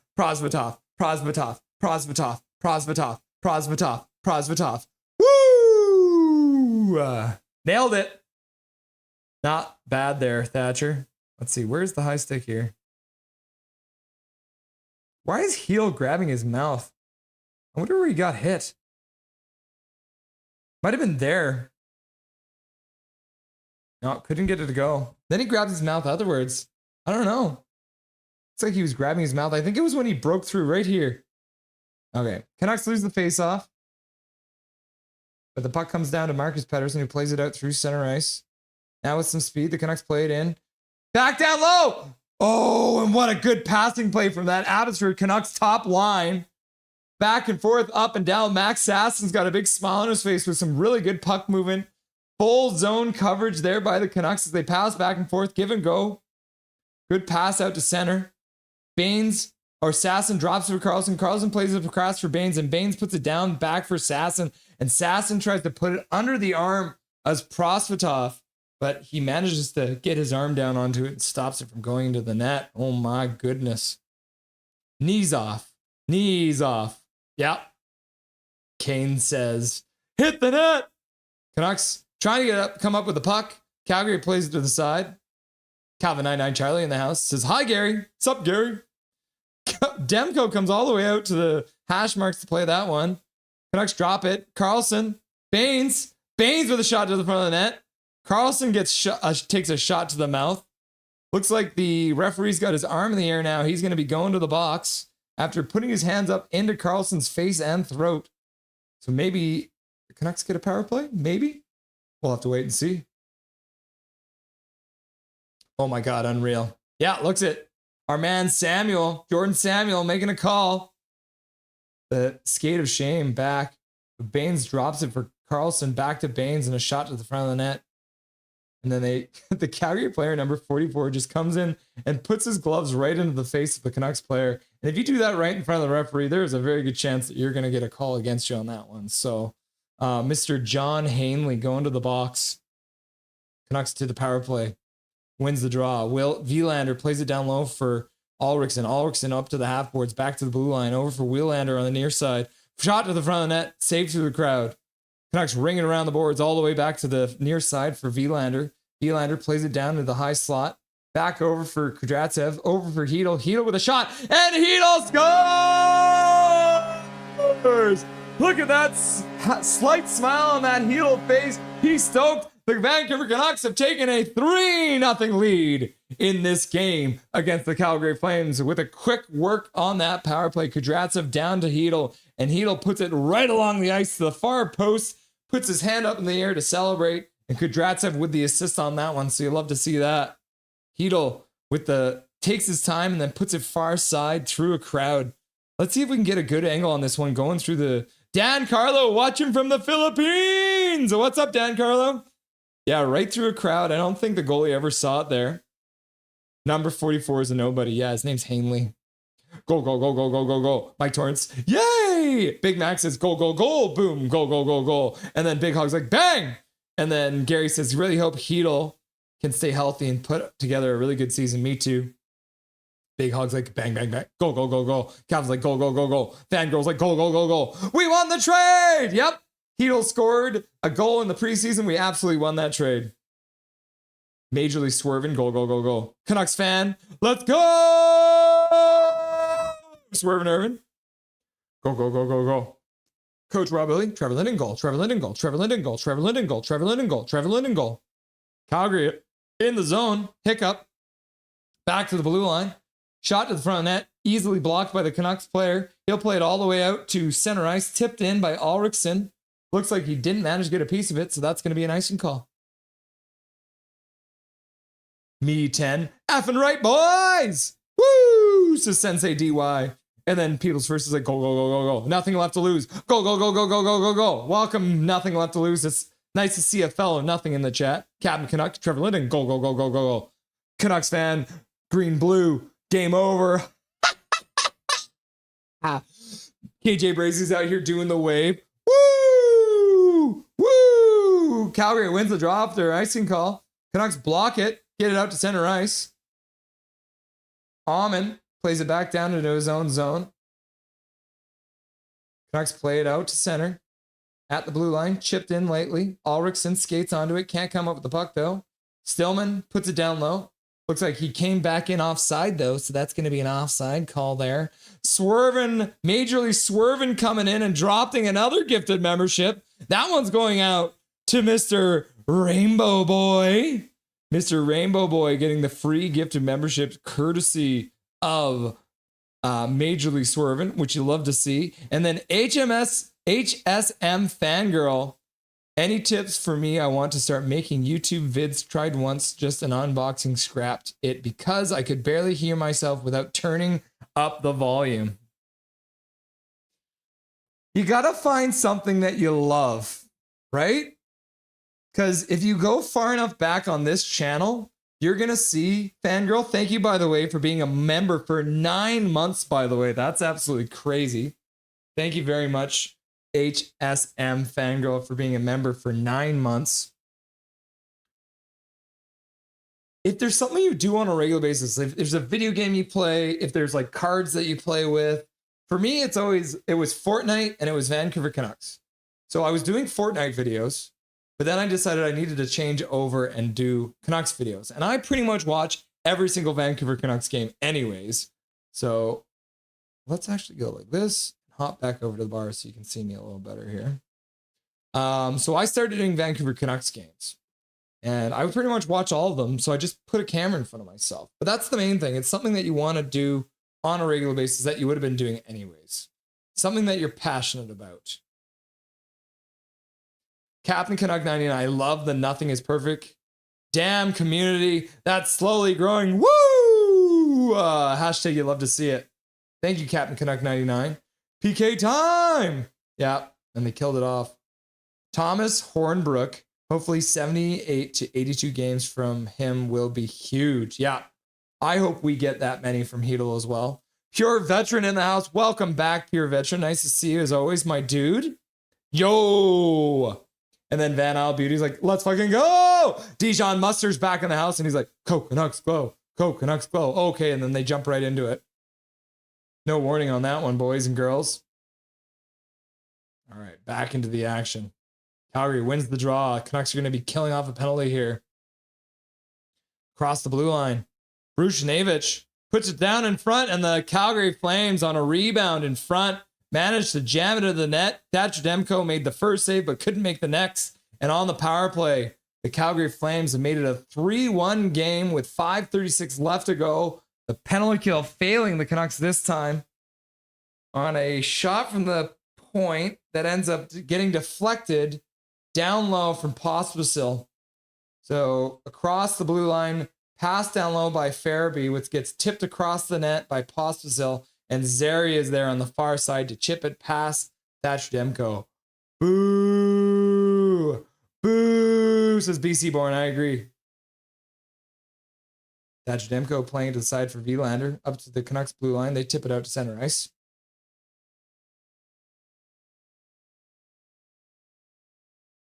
Calgary bringing it in. Canucks draped all over him. Shot to the front of the net. Ends up going high and wide. Calgary trying to dig the puck out in the corner. Krastov plays it to Hedel. Hedel plays it across. Back for Krastov. Canucks carried over the blue line. 3 of them. Pass to the middle.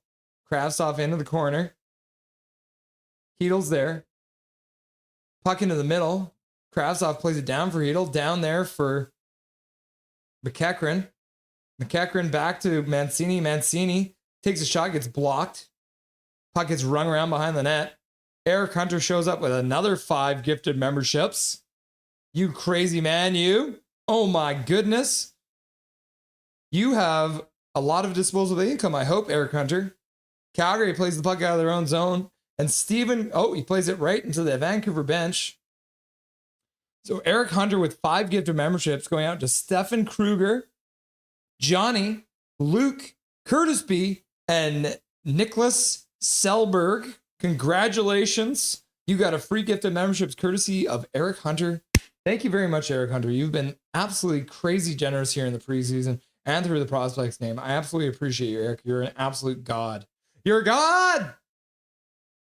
All right, Canucks win the faceoff. Mancini over for his defensive partner who plays it up. Nisoff gives the puck away. Calgary skates back in, stopping up on the half boards, plays it to the middle. Shot goes off the bar and out. What a pass to the middle and a one-timer. Goes right off the crossbar and out. Bar down and out. Baines picks it up in the corner. He'll spin, plays it over for Mancini. Mancini gets checked immediately. Puck gets chipped out to the Canucks blue line where they'll pick it up. Sasson plays across the blue line for Carlson. Carlson flips it on net. Sasson driving the net. And the Calgary Flames will come over and have a chat with Max Sasson for crashing the net. Prosvetov going down quite easily there for a minute. You little wiener.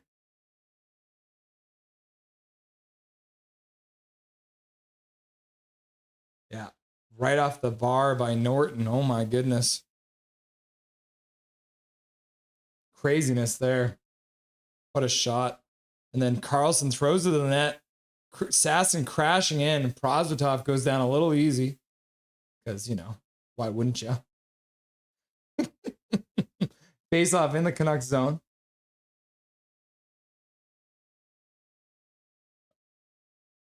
Or in Calgary zone it was. And then the Calgary Flames bring it out of their zone, out to center ice, tipped in right at the red line. Tyler Myers is going to be back, but Calgary tries to play to the middle. Ratu ends up checking his man, but putting it back towards Thatcher Demko, who plays it to the side. Calgary comes up with it with some extra juice here in the second half of this period. At the blue line, walking it, shot to the front of the net, deflects wide of Thatcher Demko's blocker. Back to the blue line, rung in behind the net, off the back of the net, out up front. The Calgary player shoots it, ends up going off the side of the net and wide around, back to the far boards, shot to the front of the net as well. And then the Calgary player comes in and jams Thatcher Demko. Look at it, Zary. What a surprise. Zary's in there jamming Thatcher Demko because he's a little bitch.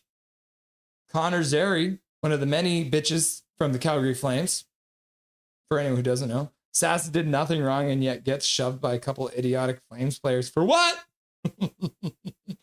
Or maybe Eric Hunter is the huge winner of the Lotto Max on Vancouver Island. Was there a big Lotto Max winner on Vancouver Island recently? I didn't buy my ticket. Uh-oh. It's dangerous. Okay. Imagine if Eric was the winner. Laugh out loud. Juliana laughing out here. Ah. It is the second period, yeah. Canucks put the puck all the way down the ice. And that's going to be icing. Learn the rules. In net, Thomas Hornbrook. Can players stop getting their asses up when someone tries to reach the puck as a goalie reaches out to take it? Sick of these situations. Goalies are not VIPs. Fair enough. Daniel Turgeon in the chat using his goal emoji. You love to see it. Goal! Krastoff brings the puck out to center, tries to make a pass, ends up losing it. Calgary brings it back in. Vilander, first one back, plays it over for Marcus Pettersson, plays it to the middle. Good pass there for Hedel. Hedel now skates out. Canucks have a chance for 3-on-2. Dropped at the blue line. Driving the net. Goes wide. Hedel on the half, on the side of the net. Tried to get a shot off. Couldn't get it to go. Hedel plays it back to the blue line. Kept in there. Shot to the front of the net. Goes wide. Canucks keep it in the zone. Played down low by Marcus Pettersson behind the net. Back out front. McEachran with a shot to the front of the net. Goalie can't keep it. Back to the blue line. Mancini on top of the blue line. Skates, puts it over to the far boards. In behind the net. Hedel tries to get it up front. Buck bounces on him. McEachran in the corner now. Or is that? No, that's Krastoff. Krastoff and Hedel in behind the net trying to come out with it. Hedel takes his man down. Might get a call for that. No call. Mancini picks it up, skates down the boards, stops in the corner, gets knocked down though and loses the puck. Calgary will skate it out over their blue line, pass across. Bean gets the center and he'll ring it in around the boards. Thatcher Demko can't stop behind his own net, but Baines gets there. He'll play behind his own net. Vancouver slows, skates out through center with some speed now, driving the net. Shot gets blocked. As maybe a shot pass.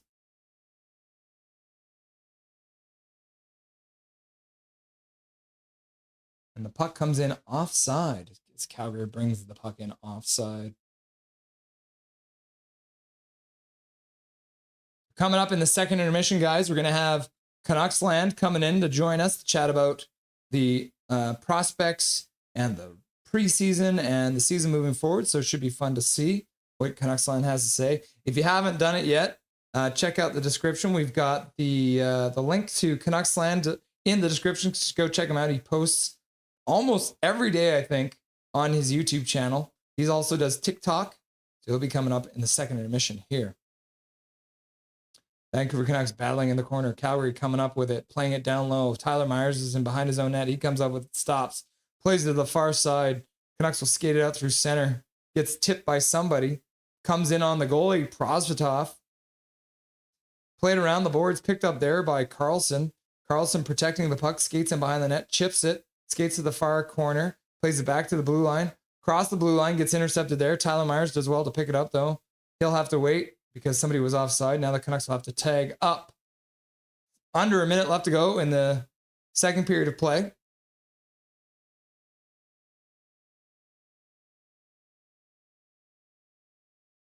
Out to neutral zone.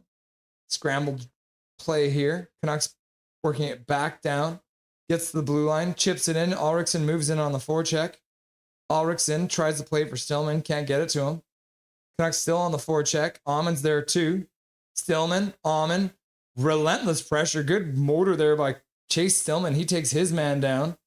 Comes up with the puck, plays to the middle, down low, and what a play by Ammon trying to get it to go. Can't cover it up, and the Canucks jam away. And the puck is still free. 2 seconds left to go. Ahead of voice crack. Mancini with a shot to the front of the net. And where does it? Was it a save? Was it in the net? Who knows? We'll never know. But crazy action there. Good work by Chase Stillman to dig that puck out right at the end there. That was great to see. My goodness. Good work by that Canucks line to dig that puck out, getting a bunch of chances in. So there we are at the end of the intermission. Okay. We're going to get back to the bar now. We're going to update the scoreboard to make sure that we know that it is the second intermission. We're going to remind you that my name is Russell Holiday and this is Nothing is Perfect, and we're going to be live during every single Vancouver Canucks game. We're going to acknowledge the donation coming in from Blaine Fiddler, $6.99. Blaine Fiddler, thank you very much for the $6.99. I appreciate you. And then Daniel Turgeon, 50-50 is over 40K tonight. Yeah, make sure you guys get your tickets for the 50-50. I think they are selling them online. So if you do live in BC, you will be able to get that.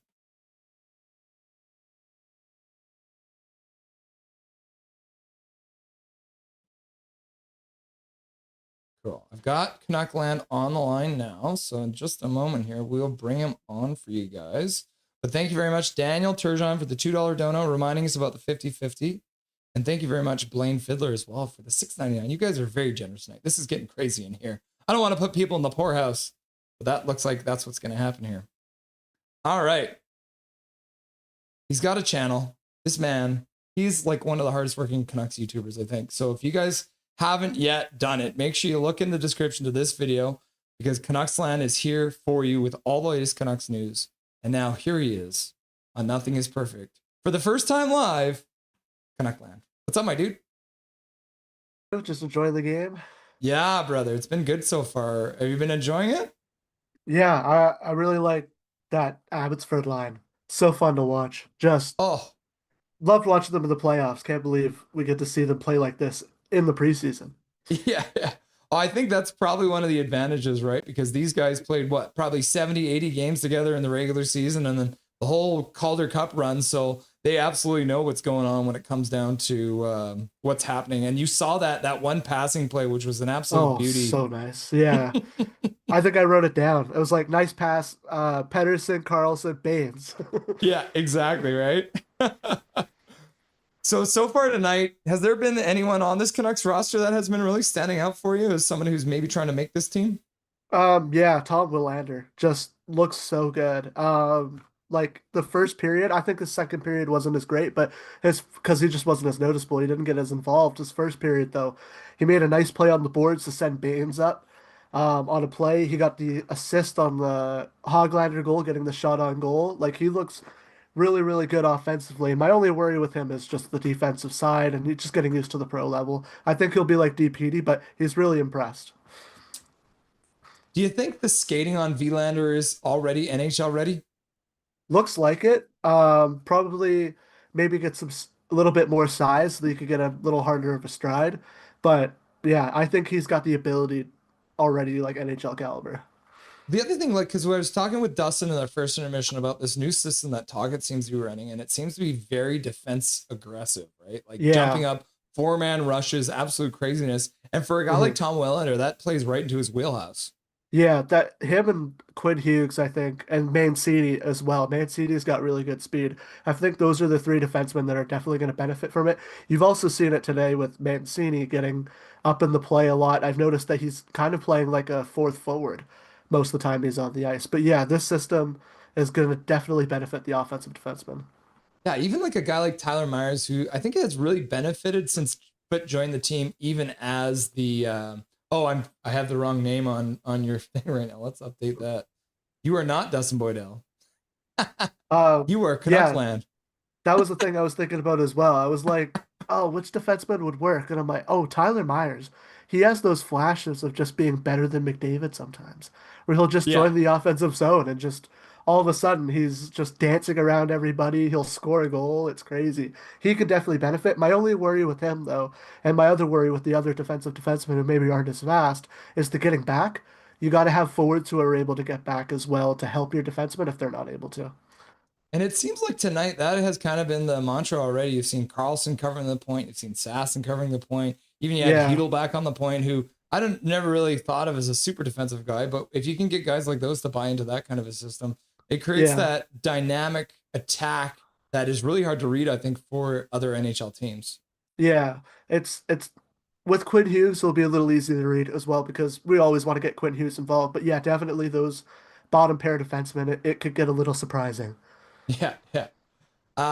For a guy like Hoglander tonight, I noticed him a lot in the first period. I did not notice him a lot in the second period. Do we know if he's even playing this second period? I noticed that Kravtsov has taken his role. They were talking about it on commentary. Hoglander, they think, has left the bench. They can't see. So most likely we're going to hear something about him tonight. I think he might be just precautionary. I think it might be the same thing with Garland. If it was a regular season game, he'd be playing, but they don't want to aggravate it. And he's been playing well, especially like with how he played in the first period. I would take him off the ice if he has a small inkling of injury. I think it's a small thing. Yeah, yeah. You never want to push it. It is just the Yeah. preseason, so there's nothing serious going on here. Now, look at another guy who I think through the prospects and through the training camp, I didn't really get any vibes that he was going to go anywhere. But then the preseason starts, and suddenly Chase Stillman has kind of been making a name for himself, really working hard out there, especially even at the end of that second period. His line was out there grinding away with Almond. Do you think Chase Stillman is a guy who's going to push for a spot to be like maybe one of the first calls up from Abbotsford? Or do you think he is pretty much going to be an AHL player for the whole season? I think he's fighting to be a top AHL guy. The thing is, everyone's fighting for a specific role. I think definitely when we traded for him, we thought of him as like a second, maybe third line, second at most kind of player in the NHL. He wants to fight to show that he can not only be that top line in the AHL, he wants to impress Manny Malhotra. He also wants to impress the Vancouver Canucks. And I think I agree with that. He's definitely trying to be one of those guys who's going to be like a Phil DiGiuseppe who will get called up if just in case we get hurt, we get an injury. Yeah. Got a member of chat, Carly Isaac, saying Hoglander will not return. So our instincts were right. He has left the game. Yeah. So hopefully just for precautionary measures. It looks like it. I mean, he didn't slow down, so he's definitely still got it. It's probably just precautionary. Does it make you chuckle every time Hoglander scores a power play goal? Yeah. I mean, just love the kid, man. I want him to get more power play time, and I noticed that he gets the PP2. I always want him to get in net front on PP1. He's just not that great of a player. He gets the even strength goals. I'm happy to see him contributing on the power play because that could improve his game. Now, we always can't go through this whole intermission without talking about our goaltender, Thatcher Demko, who did end up playing all through the first two periods. So I believe he probably will finish it, maybe till Appeal comes in. Wasn't really tested all that much in the first period, but second period, you did see a little bit of action. How did you feel about his game so far? Honestly, with Demko, it's just making the easy saves is really what's important. I feel like he won't pressure himself too much. It's Demko. I mean, he's a competitor. He's gonna make those amazing saves, even if it's in the preseason. But definitely right now, it's seeing how does he look? Does he look smooth in the net? That knee definitely will bug him. It's if it was still like injured, I think he's fully healthy. From the looks of it, he looks fully healthy and ready to go. Different than last season. Yeah, he's looking strong. I think that's what it is. Is there was a couple times where he gave up a rebound and the reaction, there was no Yeah. hesitation. It was just immediate. No. He moved to it. Yeah, and he's also the best goaltender in the league. He's going to make the small saves look small. He'll even make great saves look easy. So you're confident in saying that the Vancouver Canucks currently possess the best defenseman and the best goaltender in the entire NHL. Second best goaltender. Second best? I'm not putting him ahead of Hellebuck. Hellebuck is that good. Like I think he could be better than Hellebuck, but I'm not putting him ahead of the MVP of last season. And I think it's the difference between a Demko and a Hellbuck, and a comparison gets made sometimes. But Hellbuck is one of those guys who's more of a deep in his crease, positional, less reaction. He's more about the percentages, whereas Demko does that. But I also feel like Demko adds that extra athleticism. So do you think there's a chance that Demko ends up playing his way on to Team USA for the Olympics, or is it already a foregone conclusion? Yeah. It's 100%. Like if he plays fully healthy, he plays that like Demko plays, that Team USA are going to be like, yeah, we made a mistake. Should have added him to the roster. Like he's such a good goaltender. I think he beats out the likes of Ottinger. I forget who the other goaltenders are for Team USA, but I think he becomes the backup immediately. Well, I think the thing that blew my mind when they announced their orientation roster for Team USA, Joey Decord was on there and Demko wasn't. So that was one where I was like, why is Decord there and not Demko? I thought, isn't he like Canadian as well? I thought it's like a 50-50. He's got both. I believe like one of his parents is one Canadian, one is American. So he could play for Canada, but he had to do something last year before the Four Nations. It was too much paperwork, so they never end up using him anyways. Okay, yeah, all right. Yeah, I think USA has the best goaltending, but I think they have the best goaltending without Demko on it. So add Demko to it. Connor McDavid's gonna put pucks past those guys anyway, so it doesn't really matter. Yeah, it'll be weird because we did cover the Four Nations Cup here on Nothing Is Perfect, and it was weird because we were cheering for McDavid and Binnington. Yeah, and some guys I don't really like. So we're gonna be doing it again for the Olympics. Only this time it's gonna be like 5 a.m. games too. I could turn my mind off and be like, McDavid, good. That's this. As long as even Brad Marchand, right? We'll cheer for him if he scores goals for Canada. Honestly, he grew on me. I kind of like him now.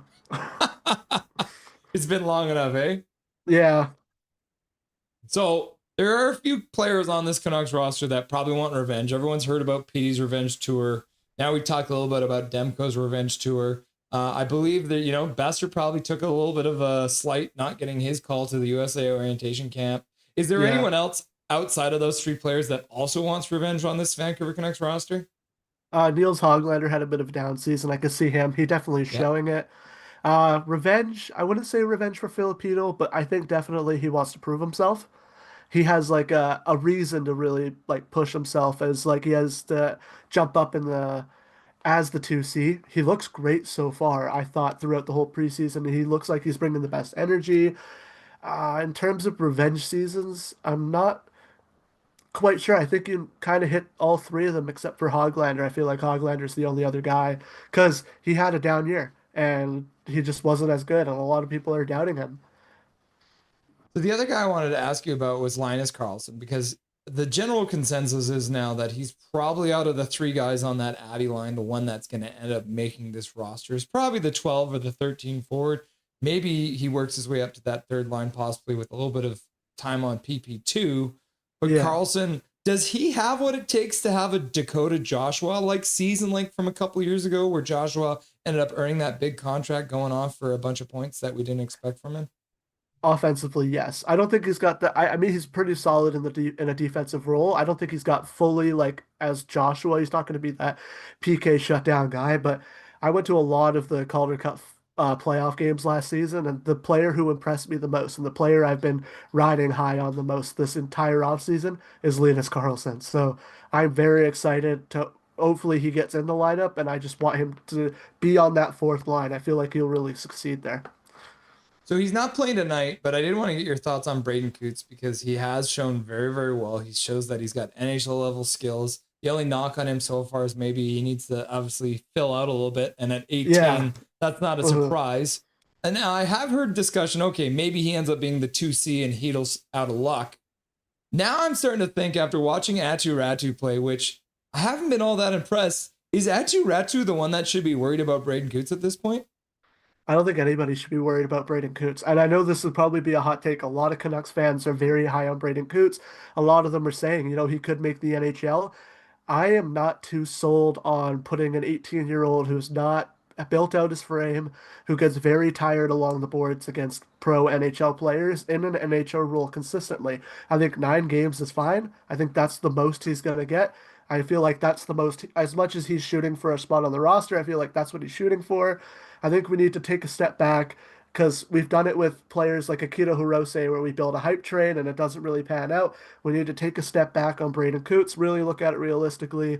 He's not going to be a full-time NHLer this season, but what he's shown is amazing. Don't get me wrong. I am very impressed with Braden Coots. He looks so good. Can you let everyone know what happened with Akito Hirose? Because he will not be back with the Abbotsford Canucks next year. Yeah, he signed in Germany. I'm not quite sure which team in Germany he signed with, but he also joins a teammate out there. I forget which one.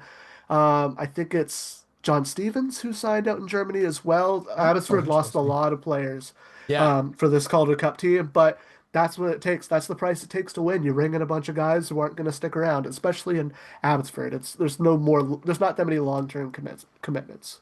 Mr. Canuckland, what can people expect when they tune into your channel? Mondays, expect this upcoming week is This Week in Canucksland, where I go over each of the games that was from Sunday to Saturday. And then Wednesdays are more fun videos. And I used to do franchise modes on Friday. I'm now doing the Canucksland podcast where I'll have hopefully some guests on. I'm hopefully having a guest on pretty soon. And I go over a bunch of topics, a lot of rumors where I get to delve in and say, hey, these rumors are dumb. Yeah, there's a lot of that on the internet these days, so you'll have a lot of content to go off of. Oh, yeah. Yeah. I wanted to delve into all that clickbait stuff and just kind of like talk about it in a realistic way. And that's a perfect way to do it, where I don't really represent myself as like the negative media kind of way. Thank you very much, brother, for joining the show today, and enjoy the rest of the game, and I'm sure we'll talk again soon. Yes, thanks for having me on. It's been a pleasure. Canuckland, everyone, go check him out. You can find the link to his YouTube channel in the description, so go give him a sub, go give him a like, and check out all his stuff. Like I said, one of the hardest working men in Canucks YouTube, so go check him out. All right, looks like we're about to get underway here in the Canucks game. Got a couple minutes left before the start here, about 2 minutes, but I wanted to jump into chat for just a minute, see what you kids are talking about, because I did see a couple donos. So thank you, Big Mac, for telling me to update. There always has to be something, right? We named the stream Nothing is Perfect. And it does, it works. It works because sometimes things go wrong. Major League Swerve and OCD changed Dusty's name. Neurosis creeping in chat. $2 dono. Yeah, thank you very much for donating. The name says Dusty. I'm sorry. Big Mac. Rockies! See, told you, dono helps the most. Isn't that crazy? Yeah. It's because it highlights it on the screen for me. Academy didn't enjoy what he was seeing. What is that picture, though? I like that. Is that a comet, bro? I love your profile picture, even if you hated that. Big Mac got her done. Yep. Big Mac. Hughes is greater than McCarr. Yep. Rob Ramage. 100% KJ. Money talks, Calvin. Hoglander will not return. Yeah, there it is again. We can't confirm Hoglander has left the game. Get lost, Academy. Nothing keeping you here. Chico Resch, number 1. Thanks for the goal, Big Hog. Yeah, thanks, Big Hog, for the goal. Let's go, Canucks! Major League Swerving. Go, Canucks, go. Go, Canucks, go. Go, Canucks, go. Put Tolo in. Don't break Demko's in the preseason. Fair enough. Mancini is like 4th forward. He is. Tolopilos is Callum. Demmer probably wanted a full game to acclimate. Yeah, I wouldn't be surprised. Oh, no. Tolopilo is starting. There it is. as we speak about it, we got Tolopilo in there warming up behind in the net. So Tolopilo will get the third period of play here. Give Hogs the eggplant. Praying for the knee gods to bless Demko. Juliana Olivier. I believe that I will also do the same thing. Put Tolo in. Yeah, Sensei Dean, you're getting your wish. There's Vilander. Prosvetov staying in the net. If only I could give my knees to Demko. I would donate my knees to Demko. Demko looking reasonable. Yep. Todd Peterson. Hoglander, the kid from this guy. Ha ha ha. Jay, Juliana Olivier. Ha ha. Laugh out loud. Ha ha. I think Jay might be a Kevin Langman fan too, my cousin. I saw you comment about how great Kevin was. All right. Play is back underway in the third period here between the Vancouver Canucks and the Calgary Flames. Let me get this off the screen here for you to clear up some more space. Calgary controls in this third period of play. And then we immediately get a stop. Tolopilo directing it over the boards. Looks like the net came off. Tolopilo loves kicking the net off, apparently. Oh, whoops. Let's see. 3-1, third period. Can the Canucks hold off the Flames? In the preseason game last year against the Flames, the Canucks scored 4 goals in a 4-3 overtime win, which you guys saw earlier. Puck all the way down the ice. Calgary players actually avoided it, so they wave off the icing call. Puck gets stopped on the half boards. Pettersson, Marcus variety, works it into the far side. Calgary plays the puck all the way up to the Canucks blue line. Stop there. Baines skates it up, dumps it into the zone. Max Sassa moves in on the forecheck. He gets held by the Calgary player. Baines blocks the pass from getting out. Ratu's in there, throws a hit. Can't come up with the puck though. Stop there. Good work by Hedel to intercept that pass. Gets it into the blue line, but then can't get the puck from Bruce Navis. Then he comes up with it again. Skating down the slot. Looked in front. Canucks take a shot. And the goaltender Prosvetov makes the save. Woo! Why is Quinny in the box? Roxy Sims in the chat. Welcome, Roxy. Nice to see you. 50-50 was 46K. Oh my God, it's gone up to 46K. Eh? The noise that the Calgary Flames are doing, crying. Kenneth, you might hate me, but I think that song is annoying. Laugh out loud. I could hear that nice song play in the playoffs by U2. Where the streets have no names. Kenneth, I missed that song. SBDB, SVEG, KKK, EAAA, Babe, Bilpy. Collabing with Nux Meetings again? I wish. Soon. I'll have to reach out to him. Nice to see you, sir. Bilpy. Puck in behind Tolopilo. Calgary with a shot. Gets blocked by his own player. Pass down behind the net. Calgary plays to the corner, intercepted by Hedel. Hedel plays it up the blue line. McEachran chips it off the boards, gets knocked down there by the Calgary player. Canucks pick it up. Tyler Myers tries to skate through center, can't get it to go. Now I'll pass out to Hedel. He'll take a second because it looks like there's a gathering. Bean is on the ice, apparently hurt. Wonder what happened to him. Ron Carter, Demko needs a revenge season. Yeah, I hope so, Ron Carter. Kevin C., the center ice logo looks normal. Yeah, I know. So I guess they put the Vancouver Canucks logo in Abbotsford just for the day. And then everyone's gathered by the bench. The Calgary Flames don't look happy. I wonder what happened. Hopefully they give us a replay. Just one day after Oilers announced they have signed Vasily Podkolzin, has signed a 3-year contract extension. Podkolzin announced that his father has passed away. Yeah. Poor Podsy, man. Looks like Ulrichsen is getting a penalty. See if they give us a replay on it. Quinn! Laugh out loud.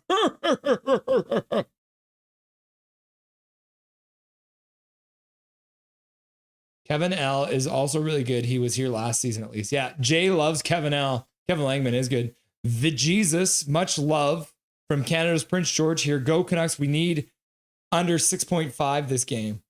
All right, fair enough. I can't cheer for McNugget, but I can cheer for Marchand. All right, Canucks going to kill a penalty now.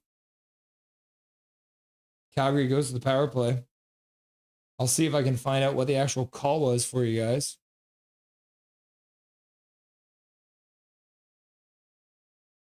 Nothing yet. Canucks managed to work the puck down low. Shot to the front of the net, goes well wide. Pinching in is the Canucks defenseman. Can't come out with it, but battles for a moment. Keeps the Flames in their own zone, but they'll play it out. Skating in, 3 of them into the zone. Dumps it back to the blue line.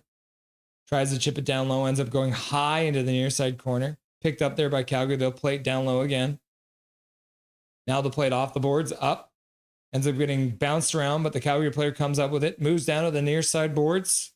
Back to the blue line, across it. Skates to the middle, passes the near side boards. Back to the blue line, high slot. Shot to the front of the net. Demko makes a save. And on the rebound, he dives across and stops that one as well, right on the line. Thatcher Demko makes the first save and then makes the second. Keeping it a 3-1 game here in Abbotsford. Wasn't the biggest fan of the center ice logo last season. Yeah, it was kind of weird, wasn't it, Crawford? Yeah, Thatcher Demko sealing the post. Shot down low, rebound comes out front and chipped on net, but Thatcher Demko gets across and makes the save off Pospisil. Kern's trying to dig in there. A good box out from the Canucks. Oh, Tolopilo. Oh, yeah, it's Tolopilo in net. I was calling him Demko. Oh, ups, it's Tolopilo in net. 1 minute left to go in the power play. Bruv, what happened to Hoggy? They haven't said yet. Cross-checking, question mark? Yeah, it might be cross-checking. Baines in, shorthanded, over to McEachran. McEachran skates in backhand, puts it just wide of the net. 45 seconds left to go. Flames into the zone. Pass across the blue line. Bobbled for a second, recovered. Down low, back up to the near side boards. Up to the blue line, high slot. Back to the near boards. Back to the blue line, back to the near boards. Playing pass. Into the front, tipped on net, goes wide. Calgary plays it up the far side boards, back to the blue line, shot to the front of the net, ends up going wide, off the end boards, picked up by Calgary. They take it to the blue line, pass across said blue line, down to the near side boards. Trying to put it down low for his man beside the net, ends up getting taken away. Canucks chip it off the boards. McEachran picks up that loose puck. He'll throw it all the way down the ice, right onto the goalie, Prosvetov. And that'll be the end of the penalty for Ulrichsen. 3-1, just over 16 minutes left to go. Calgary plays it down the ice, tipped into the Canucks zone. Marcus Pettersson recovers it. He tries to play it, ends up getting blocked the pass. Comes back up the boards where Calgary takes it. They'll play it down low, into the slot, intercepted there. Now Joseph LeBate skates out over his own blue line, dishing for Hedel. Hedel plays it across the whole zone over Stillman. Stillman stops up in the corner, plays it down low. Hedel picks it up there, and it ends up bobbling in front. Chase Stillman tries to come out with it. Hedel plays it back to the blue line. Vilander skates down, stops in the corner, spins, plays it behind the net. Puck bounces off the stanchions, comes out front.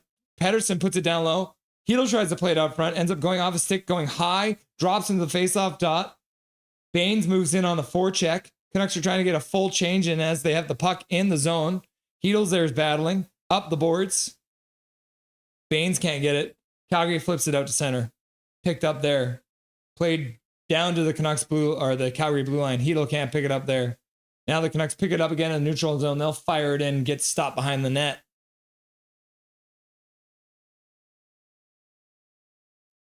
Five minutes left. Canucks intercept it. Sasson plays it down low. Carlson picks it up there. Carlson looking to the front, ends up playing it back to the blue line. Shot to the front of that, gets blocked by a Calgary player, going full sail, diving block with his shins. Calgary picks it up and skates it through center ice. Canucks poke the puck towards the blue line, can't get it out.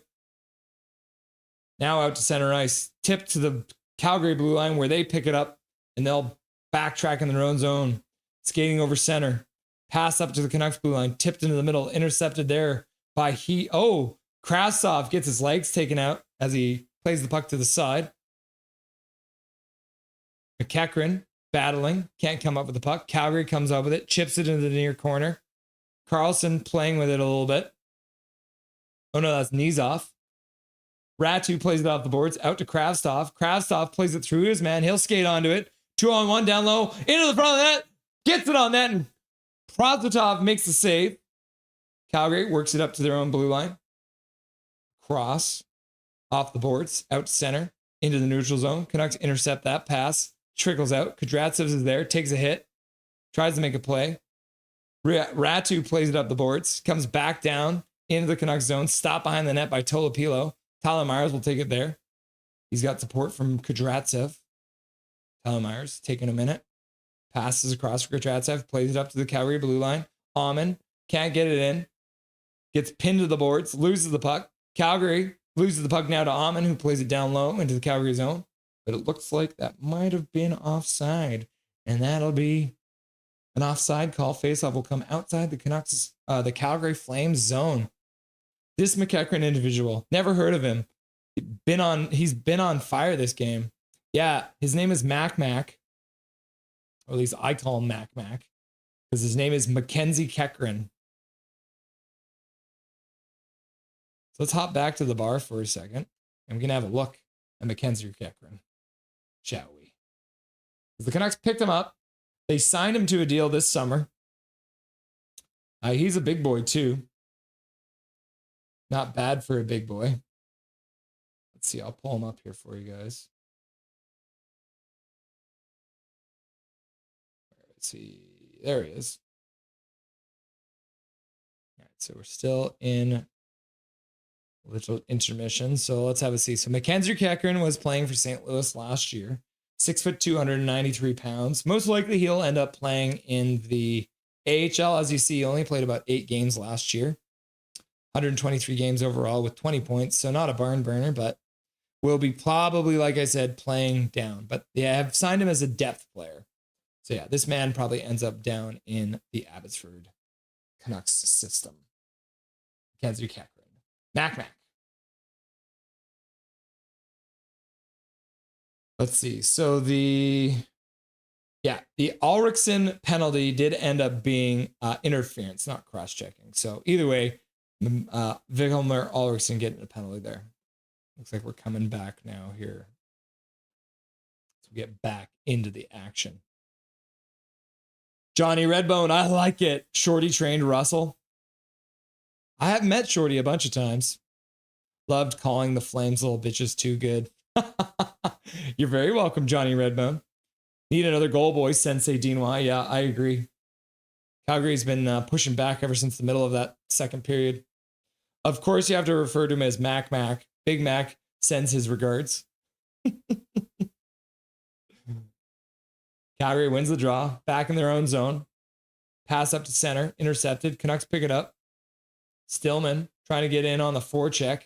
It's held up by his man. Double whammy there by McEachran and Stillman, throwing a double body check in the corner. Can't come up with the puck though. So we got Hedel playing with McEachran and Stillman now. Good play there by the Canuck player. 2-on-1 down low, maybe. Oh, and down low. Works it up front and a shot. Maybe goes off a stick and just wide of the net. Good passing play by the Canucks. Stillman and McEachran and Hedel doing well. Puck comes down low. Back out into the slot. Missed by Stillman, and the puck will come all the way down. Tolopilo will play it over for his defenseman Nizov, who plays it out of center. Tipped down into the Calgary zone. Prosvetov plays it behind his own net. Comes back to the blue line. Mancini can't come over there. He'll have to backtrack into his own zone. Aman plays a little bit of interference. Nizov can't get it. Puck comes all the way back to the Canucks blue line. It gets rung back into their zone. LeBate plays it up the boards. Into the middle, back to LeBate. Canucks play it up to the blue line on the Flames side. Ulrichsen gets stick checked at the last second trying to cut to the net. He's in behind the net. Cuts in front. Puck gets rolled off his stick. Can't come up with it. No shot there. Ulrichsen doing his best to make an impact. Looks like the Canucks are about to get a penalty now for holding or hooking or something like that. Looks like they're going to call it holding as the Calgary Flames were driving into the zone. Abby lost almost a lot of depth, so it's good we got someone to fill the shoes, but that's the price you pay when you win the cup. Yeah. So Joseph LeBate holding. Unfortunate. Double Big Mac? Double Big Mac. Here, hang on a second. I still have these on the screen. Sorry about that, guys. I'm just talking about the NHL team. My bad. Hello, fellow Russell. What's up, Russell Bleeding Blues? Nice to see you, buddy. How was your off season? Can you tell us anything about Mackenzie Kekrin? Because he played for you guys. All right. Penalty kill wise. Ratu into the zone. Marcus Pettersson brings it all the way in behind the zone or in the net. Sasson goes into the near side corner, comes out with it. Now he'll just pin the puck to the boards for a minute. Calgary comes up with it, starts skating out. Canucks trying to disrupt the play in the neutral zone. Can't come up with it right now, but they end up. Tyler Myers intercepts it, plays it over for Marcus Pettersson, and he'll ring it all the way down the ice. Prosvetov stops it there. Canucks, Baines tries to block that, pass around the boards, can't come up with it. Now Aman on the forecheck, 1:15 left to go on the power play. Always good to see a fellow Russell in chat. Yeah, Russell, can you tell us anything about Mackenzie McEachran? Canucks in on the penalty kill again, shot to the front of the net, forcing Prosvetov to save it. Aman doesn't do anything, ends up getting pushed away. Carlson gets in there too to get under their skin. Shoving match with 2 Calgary Flame players. Aman getting also under the skin. But Carlson with some good speed. Fake drag move and then gets a shot, tries to go far side. And good work there. Good save there by Prosvetov as well. LeBate, 2 minutes for holding.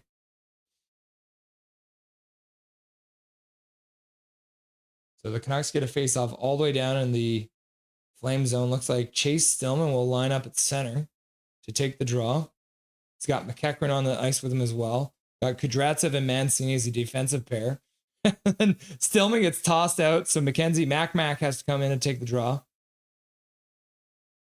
Mac wins it back for Stillman. Stillman has the puck chipped off his blade and into behind the Calgary zone net. Calgary now skates through the neutral zone. Look into the middle. Good stick there by Mancini to poke it off the Calgary player's stick. Now he'll battle on the half boards, trying to work it up to the half boards. Now Stillman tries to get it out. Can't. Calgary keeps it in. Down low, behind the net. Back to the far side. Look into the middle. Back to the blue line. Down to the near side boards, back up to the blue line, across the zone, over the far side boards, and a one-timer right across, and it goes off the crossbar, but it looks like they're going to say no goal for now, and we'll have to wait and see, but man, that one was called no goal on the ice, and there is no replay in the preseason, so that looks like that one is going to remain no goal. Let's have a look here to see if the referee's got this call right. Can't see it on that replay. Good pass to across the zone. The man was left all alone there and gets a shot off, but I don't think it ever crossed the line. Oh, here's the one we want to see. Nope. What a lucky bounce that is. Another one off the crossbar, stays out, and Tolopilo dives back with the stick to cover it up. Paddle save, Emporium. I love that one. Great save, Tolopilo. Huge save, Vancouver. And then Big Mac's like just out here winking. Big Mac, wink. Airwalk, hi there, welcome. Canucks get the puck all the way down the ice. Yes, welcome, Airwalk. Nice to see ya. Tolopilo was thinking about coming out to get it. Rung around the boards. Vilander can't get it out of the zone. The power play is over now, though. Blocked in there. Now LeBate out of the box. Picks up the puck, chips it in. Looks to the middle, shot on net, goes off the side of the net. Ratu's out there with Krastoff. Puck gets put down low. LeBate throws a hit, can't come up with the puck though. Calgary on the half boards, played it out to their own blue line. Missed pass. Puck comes all the way down into the Canucks zone. That's going to be an icing call. Learn the rules. 9:32 left to go in this fast-moving third period of play in this second preseason of the game for the Vancouver Canucks versus the Calgary Flames. Goals from Niels Big Hoglander before he left the game. Mancini scored, Philip Hedl, and then Connor Zary answering for the Calgary Flames in the second period. No score in the third period so far. If there's replay, that's a goal. Yeah, it's so hard to tell, even from that top-down one. Canucks in on the forecheck after losing the draw, come up with it. Good work to retrieve it. Knees off to the front of the net, ends up going off of the goaltender into the corner. Canucks, Ulrichsen trying to come up with the puck, couldn't. Calgary flips it out to center. Taken down there by Knees off. Knees off plays it over for Myers. Myers and Knees off in their own zone, skating out through center. Tyler Myers gets the center and he'll flip it in, ends up going into the slot. Hedl trying to get to the puck, couldn't. Calgary turns things around. They're going to come in. 3 of them. Down low. Puck can't quite get to the man after a stick from the Canuck player ends up tipping it slightly. Vancouver plays it to the middle. Gets blocked there by Calgary, but good bounce there. Baines now picks it up. Brings it with speed over the Calgary blue line. They cross. Puts it back to the blue line. Shot at the front of the net. Goes wide. Kudratsev puts it down low for Hedl. Hedl plays it back for Kudratsev. He puts it in the slot. Shot at the front of the net. And it looks like Prosvetov managed to see that all the way and makes an easy glove save. Woo!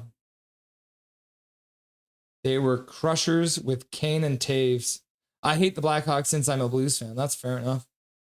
Cal McKenzie, I never met him, but at 6'7", I could see him from the west side, even though he was an East fan. Blackhawks after the 2015 have slumped. Yep. Tolo Pilo. Chris Friesen, what's the deal with 84? On the Canucks? His name is Nizov. So actually we can go like this. Hop back to the bar for a second. I'll show you Nizov.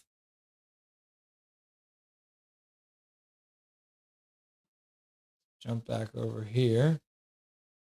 So this is Nizov. Nikolai Nizov, playing for San Jose last year. Actually, all of his career. He's only been into, a handful of games, 81 games, so he hasn't played a full season yet, but he is a big boy. 6'3", 220 pounds. So this is another guy that will be playing down in Abbotsford.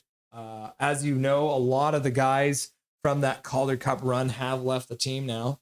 And so guys like this will be filling in the blanks. So knees off there. If you were wondering, that is the deal with number 84 for your Vancouver Canucks. Not lucky. Attaboy, Tolopilo. Smirky mixer. Fair enough. Could be not luck. Maybe he's just good. You got to be lucky to be good and good to be lucky. Kenneth Pete. Canucks voice those Blackhawks. They slayed the dragon. That was in. Boo. Kill it, boys, says Majorly Swerving.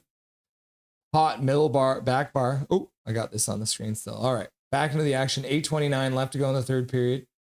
Max Sasson gets waved out of the draw. He's not happy about it. Trying to cheat again, I'm sure. Now, Baines will come in. Baines has been known to take a couple face-offs. He is on his strong side, though. Now Calgary gets tossed. Norton gets tossed. So we've got 2 new face-off guys. Baines wins it to the forward. Back to Marcus Pettersson. Plays it down the boards. Goes off the skate of Carlson and bounces to a Calgary player who works it out to center ice. Vilander picks it up. Plays it over for Sasson. Sasson flips it into the Calgary zone. The Canucks move in. Beat the icing call out. Good work there by Sasson. Taking out his man as well. Pinch in by Marcus Pettersson to keep the puck down low, but Calgary manages to work the puck to the far side, and they'll work it all the way down the ice. That's going to be an icing call? Yeah, now it's an icing call. Vilander would have won that race, so with 8:03 left to go in the third period, the Canucks will get a face-off in the offensive zone. Good work here. Look at this work by Baines to get in on that puck and then take a hit, but Hanley takes the worst of it. It looks like Baines might have taken it off the face there too for a second, which isn't great. Canucks flip the puck to the corner. Back to the blue line. Myers plays over Kudratsev. Into the front. Trying to tip it in front was a Canuck player. Looks like that was Ratu. Couldn't get a stick on it. Kudratsev fans on a pass. Gets it over for Krastov anyways. Now Ratu puts the puck in down low, moves in on the forecheck, throws a light hit, can't come up with the puck. Calgary plays a hard pass out to center. Now they move in, banking off the boards back to the face-off dot, spinning in the corner, looking back to the blue line. Now he spins on the half boards, skating laps here, all the way up and down the boards, into the front. Couldn't get a stick on it. That player from Calgary skating through the slot couldn't get it. Back to the blue line, high slot, across the whole blue line, skating down the boards, into the middle, shot to the front. Tolopilo makes a kick save. Ratu can't come over the puck. Support there from his teammate, Kudratsev, who chips it off the boards. That's going to go all the way down the ice. That is going to be enough for icing. Vancouver Canucks will not be able to change, and they've got some tired legs on the ice. So they'll not be allowed to change. With 6:54 left to go in the third period of play, Vancouver still leads 3-1. No score here in the third period. I should mention as well that the Canucks ended up with 12 shots in the second intermission, or second period, and the Calgary Flames ended up with 8 shots in the second period. So the Canucks now lead 21-12. They are not updating it live. It's like Mancini puts it off the glass and out of play. So no penalty there on Mancini. Victorio gets away with one there.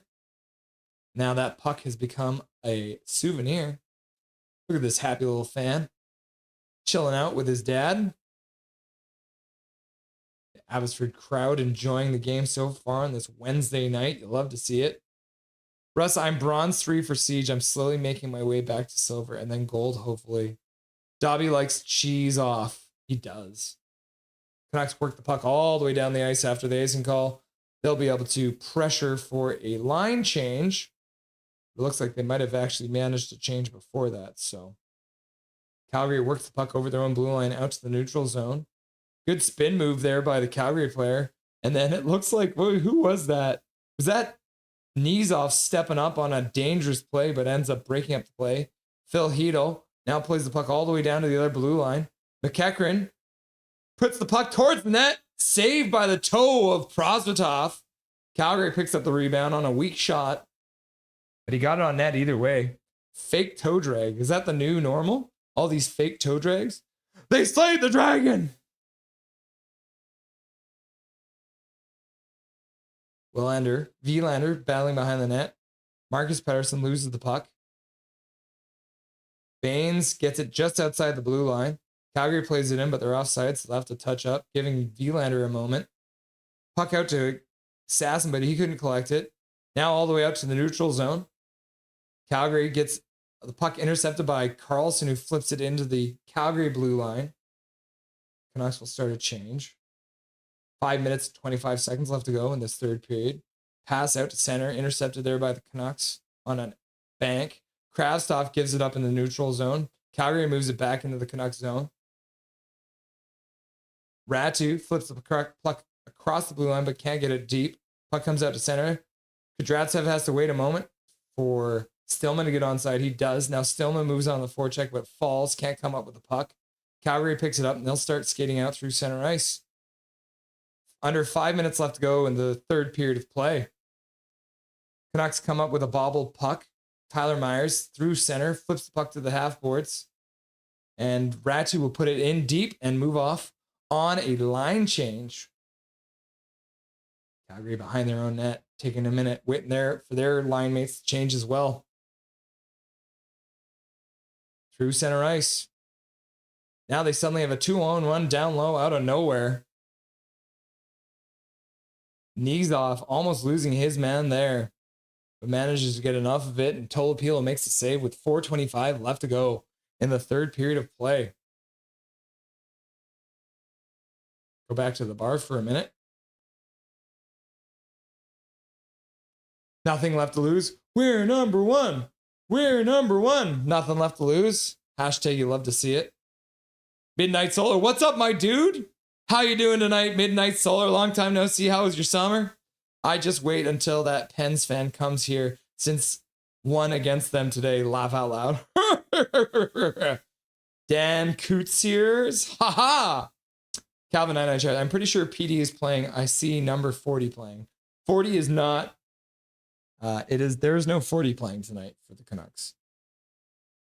Elias Pettersson is not playing tonight. Marcus Pettersson is playing. 46 is playing for the Canucks. Vilmar Eriksson, but no Elias Pettersson. Swerve Irvin. What about Nikita Kucherov? Is that his new name? Are the Canucks going to retaliate on Jason Dickinson this season, you think? After he was a little bitch and hid last season after the hit on Hedl? Yes, he was a little bitch. And they will retaliate against him. So I absolutely believe that's what's going to happen. Because Jason Dickinson is a bitch. Chris Freeman says thanks. Roxy Sims, do we know how many shots for each? Yeah, right now, I can show you guys. The Canucks have 21 shots through 2 and 12 shots for Calgary through 2.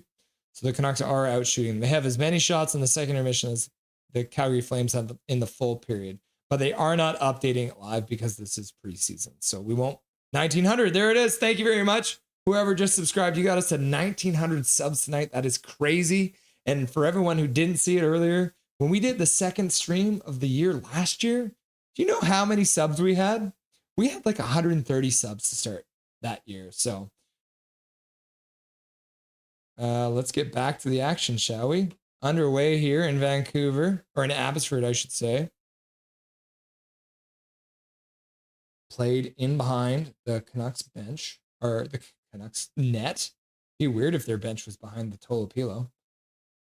Pass to the front, skips through the crease, shot to the front of the net, kicked aside by Tolopilo, up the half boards. Ratu can't quite get it out with a tip. Oh, he does. He does manage to get it out. Calgary brings it back in. Just under 4 minutes left to go with an offside call. And McEachran getting into it with the Calgary bench. Stillman there as well. Canucks will get a full change out there. Looks like the Kravtsov line is coming out. Who's this guy in the crowd? I wonder if we know him. And then Big Mac drops a 5 gifted memberships. Thank you very much, Big Mac. 5 gifted memberships coming into the chat. Akash, just incredible. Just incredible. Nice to see you, buddy. Watching the Clint Chow, Van Alley, and Ainsley all getting a free gift membership courtesy of Mr. Big Mac, one of our OG mods. Thank you very much, Big Mac. That's very generous of you. Thank you very much to everyone who's donated tonight. And thank you, Big Mac, for donating to Dobby's College Education Fund / Crystal Spa Fund. Thank you very much, guys. Rocket! Calgary through center ice, flips it in deep, right on past Tolopilo. Tyler Myers has the puck bounce past him. Calgary plays it back to the blue line, gets blocked there. Looks like that broke the stick of Krastov. Now Alriksson first in on the puck in the Calgary zone. He'll skate in behind the net, loses it, picks it back up in the corner, plays it down for Carlson. Carlson in the corner, pinning the puck against the boards. He's fine. He tries to bring it out the other side, ends up getting it away, plays it over up the boards. Marcus Pettersson plays it back down into the corner. Hedl can't pick it up on the backhand, and that puck comes all the way to the near side. Carlson's there to pick it up. Played across the blue line for Marcus Pettersson. Shot to the front of the net, saved by Prostotov. Baines in on the forecheck, shoves his man. Hedl moving into the corner, can't come over the puck. And Calgary Flames will play it all the way down the ice, but it went off a Canuck player. So Marcus Pettersson is back, taking the puck from Tolopilo. Sasson up into the middle for Baines. Baines plays it. Oh, and it looks like they're offside at the line. Sasson once again hates the linesman.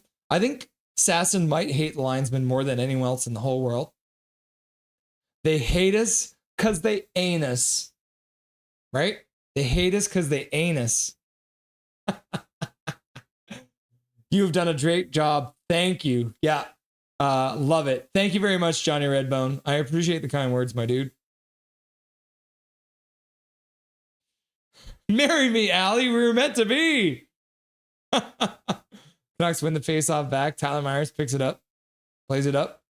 Canucks chip it into the Calgary zone. Flames pick it up behind their net, playing it up the boards. Aggressive 2-man forecheck down low behind the red line. Tyler Myers plays it up the boards. McEachran can't come up with it. Calgary, puck out to center, flips the puck into the far side corner. Tolopilo thought about coming out. Kudratsev was there, takes the body to prevent. Oh, Calgary has pulled the goalie with 2 minutes left. Canucks play the puck out of the zone all the way down the ice. Puck gets blocked there inside the Calgary zone, but now they will pick it up. Canucks in on an aggressive forecheck. Amon skates through the crease. Calgary now going 6-on-5 to try and make this a close game. Get in, plays it down the blue line into the far or the near side corner. Canucks. Brutality Blood. Hey, nothing is perfect. What's up? Hello, Brutality Blood. Hello, nothing is perfect. Welcome back, my dude. Brutality Blood. Brutality Blood shows up just in time for the rugby game in the corner. And then the puck goes around the boards. Marcus Pettersson.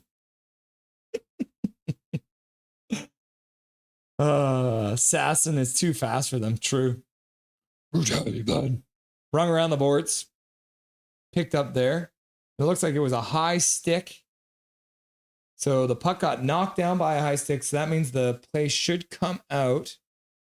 Daniel Turgeon. Oh, looks like it's going to be a full-on 2 minutes for high sticking against the Flames. That means they're going to have to put their goalie back between the pipes. And Daniel Turgeon coming in with the Mike Hunt is shaved. Man, yeah, Mike Hunt. He is one of the best players I think I've ever seen. And it is, I guess he shaved his beard today because of the beginning of the season, eh? Mike Hunt shaving his beard off today. Thank you for the $2 dono, Daniel Turgeon. Oh my God, that's got to be Kane. There is no Kane in this game right now. Jake the Pancake, welcome back with your creepy it face. That creepy clown. PP time for Van. Yeah, power play with 1:17 left to go. Winger win. Kudratsev plays it down to Hedl. Hedl in front. Oh, just behind Mancini. Now Calgary jumping up into the play. Poked by Kudratsev. Now he seals the man off. Getting some support from Hedl. Played into the middle. Now the puck back into the Canucks zone. Mancini picks it up there.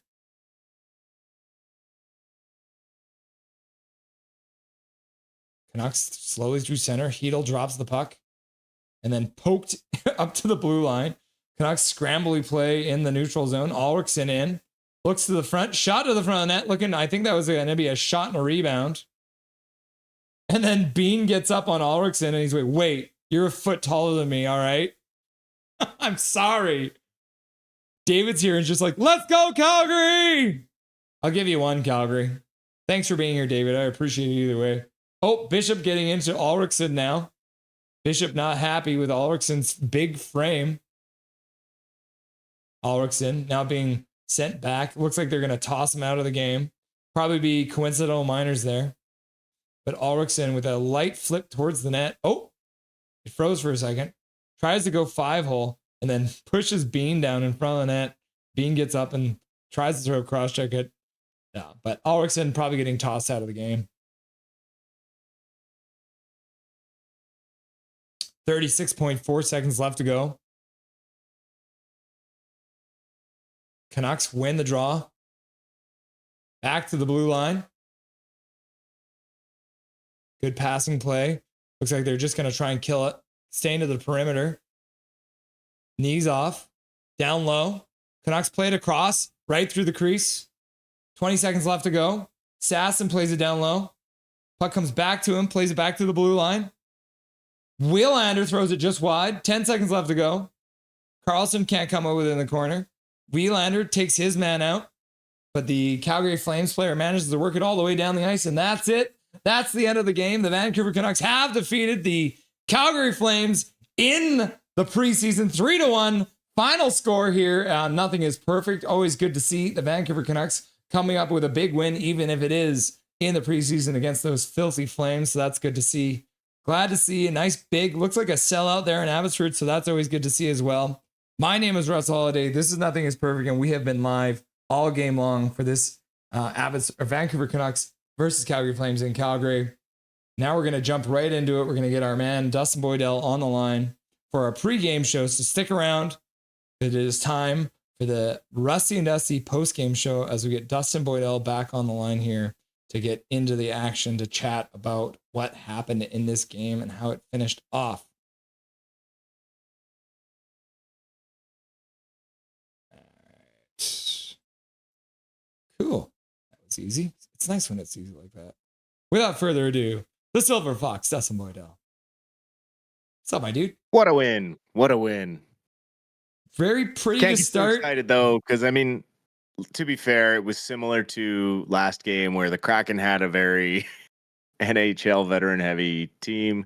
This was a very NHL ready Canucks team and a very, very thin Calgary Flames team. So good to see a win, but let's just curb our enthusiasm a little bit. Some good stuff, but also some stuff to work on. Did you see anything more than I did on the Hoglander front with regards to whether or not what was the deal? Why did he leave? Not really. it could have been one of those moments of just better safe than sorry.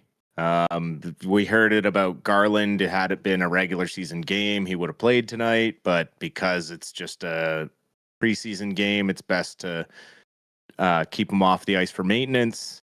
Maybe Höglander tweaked a little something or got hit with a shot and was feeling a little crampy or something. Who knows, right? Like, let's hope that it's just something minor.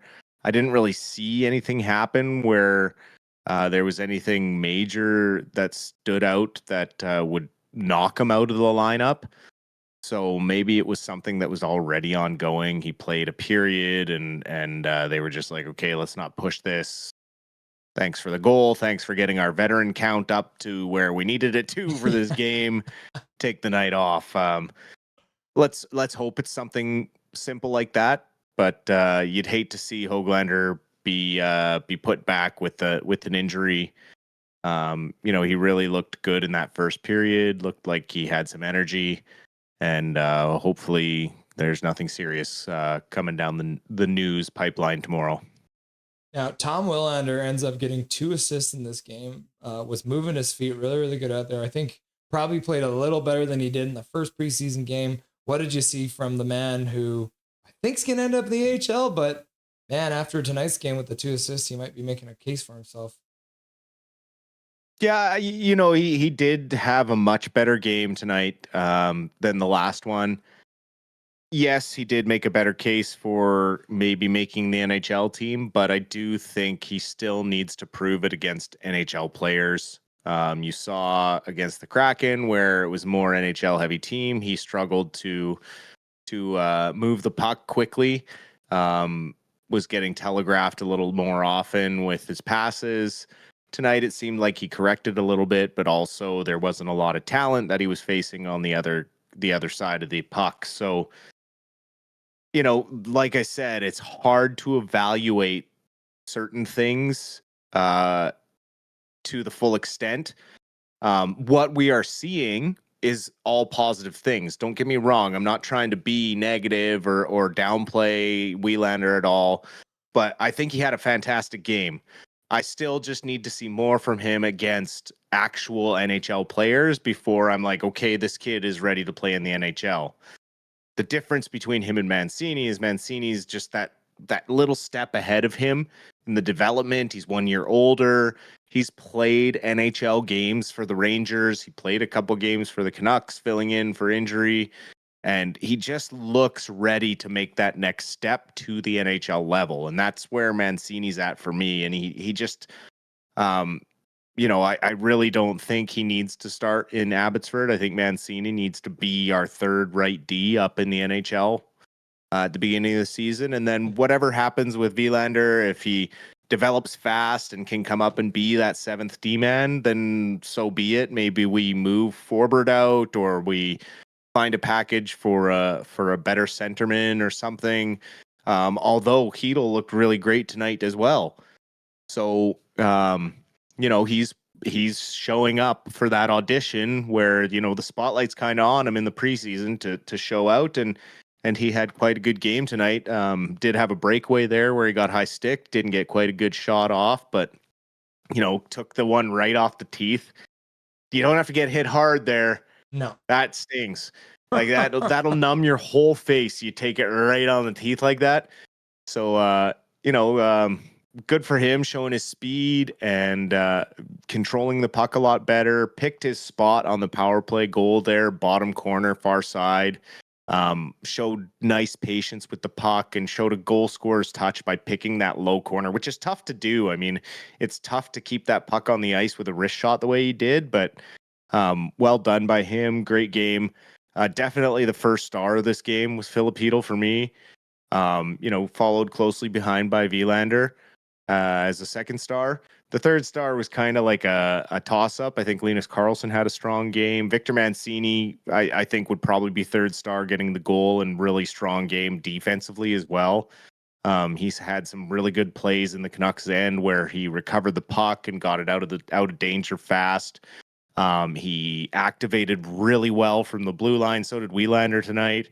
Both those boys did a good job of activating, getting involved in the play. Mancini gets involved with the rush, and it just looks really fluid. Baines, Carlson, and Sasson, that line. I mean, you see what they were doing in the Calder finals. They were just clicking on all cylinders until the lines started getting shuffled a bit and they started getting mixed up. But that line, when those three were together, was just dominating Calgary and putting it and keeping it in their end all game anytime they were out there. So lots of good stuff happening tonight. On the defensive end, the Canucks were getting caught a little bit with that more aggressive style that Foot's trying to get them to play. We saw it on the penalty kill there where Oman and Ratu kind of both got caught on the one side playing a little too aggressive. They got to communicate a little better. And one guy, like before the puck drop, you got to say, like, I'm going to the point on this. If this happens, you got to go through A, B, and C when you're going to play that aggressively so that you know who's going to push out to that far corner so that you don't have both guys running out there. And then they kind of scrambled to get back into their box formation. And by the time they were back, the puck was already in the dangerous position and then in the back of the net. So those things are going to happen. This is what preseason is for. I loved what I saw offensively from this team. Just a very refreshing look of getting shots to the net as the priority. Finding the shooting lanes, having a guy in front of the net picking up that garbage or creating a screen. Ulrichsen did an incredible job on Heedle's goal. I mean, just blocking out the sun in front of the goaltender there. I think Ulrichsen actually had a very strong game today as well, getting involved physically, using his size well. I think he got kind of ripped off of on that penalty call just for being bigger than the guy. He absolutely buried Bean there on the wall, but I think it was not late really. I think the refs kind of reacted to the injury and called the penalty after the fact, but that being said, he needs to keep playing that style of game, aggressive, finishes checks, and that's what's going to make him effective as a big power forward, and then just be that net front presence. So I liked some of the stuff he was doing tonight, and overall, lots of positive stuff. Defensively, I'm sure they're going to talk about tidying up when they're aggressive. They got to back each other up a little better. You're going to live and die by the same sword with that aggression. So there are going to be moments where you got to learn to dial it back a little bit. But overall, I really liked what I saw this game. We'll have to see what happens when we get more veterans in. But this structure really points to highlighting getting the puck to the net. And I'm excited to see, a rejuvenated Besser and Petey and just rejuvenated offensive guys. Just kind of getting those chains broken free where there's controlled entry and we might score off the rush here or there when we have four men rushing in. So I'm looking forward to the next few games here, and then definitely looking forward to opening night now. So you kind of told me what you thought the 3 stars of the game were. So just let's review that right now. You said it was Phil Heedle as the first star, Willander as the second star, and Mancini as the third star, is what you said? Those would have been my 3 picks, yes. Boom! You nailed it. Absolutely nailed it. Phil Heedle. Booyah! I'm getting better at this analyst stuff. For an amateur who just kind of decided to help you out, I've been getting the finger on the pulse here a little bit. Called the Patterson thing last game there. Next day, he was getting his entry-level contract signed. I said I wanted to see more of him. So, overall, I'm very pleased with the outcome of this game. You love to see the power play 50%. You love to see the shot totals. They haven't even put the third period shot totals up there yet, and we're at 21. Shots for the game. So let's give it an old refresh and see if we can get them. Nope.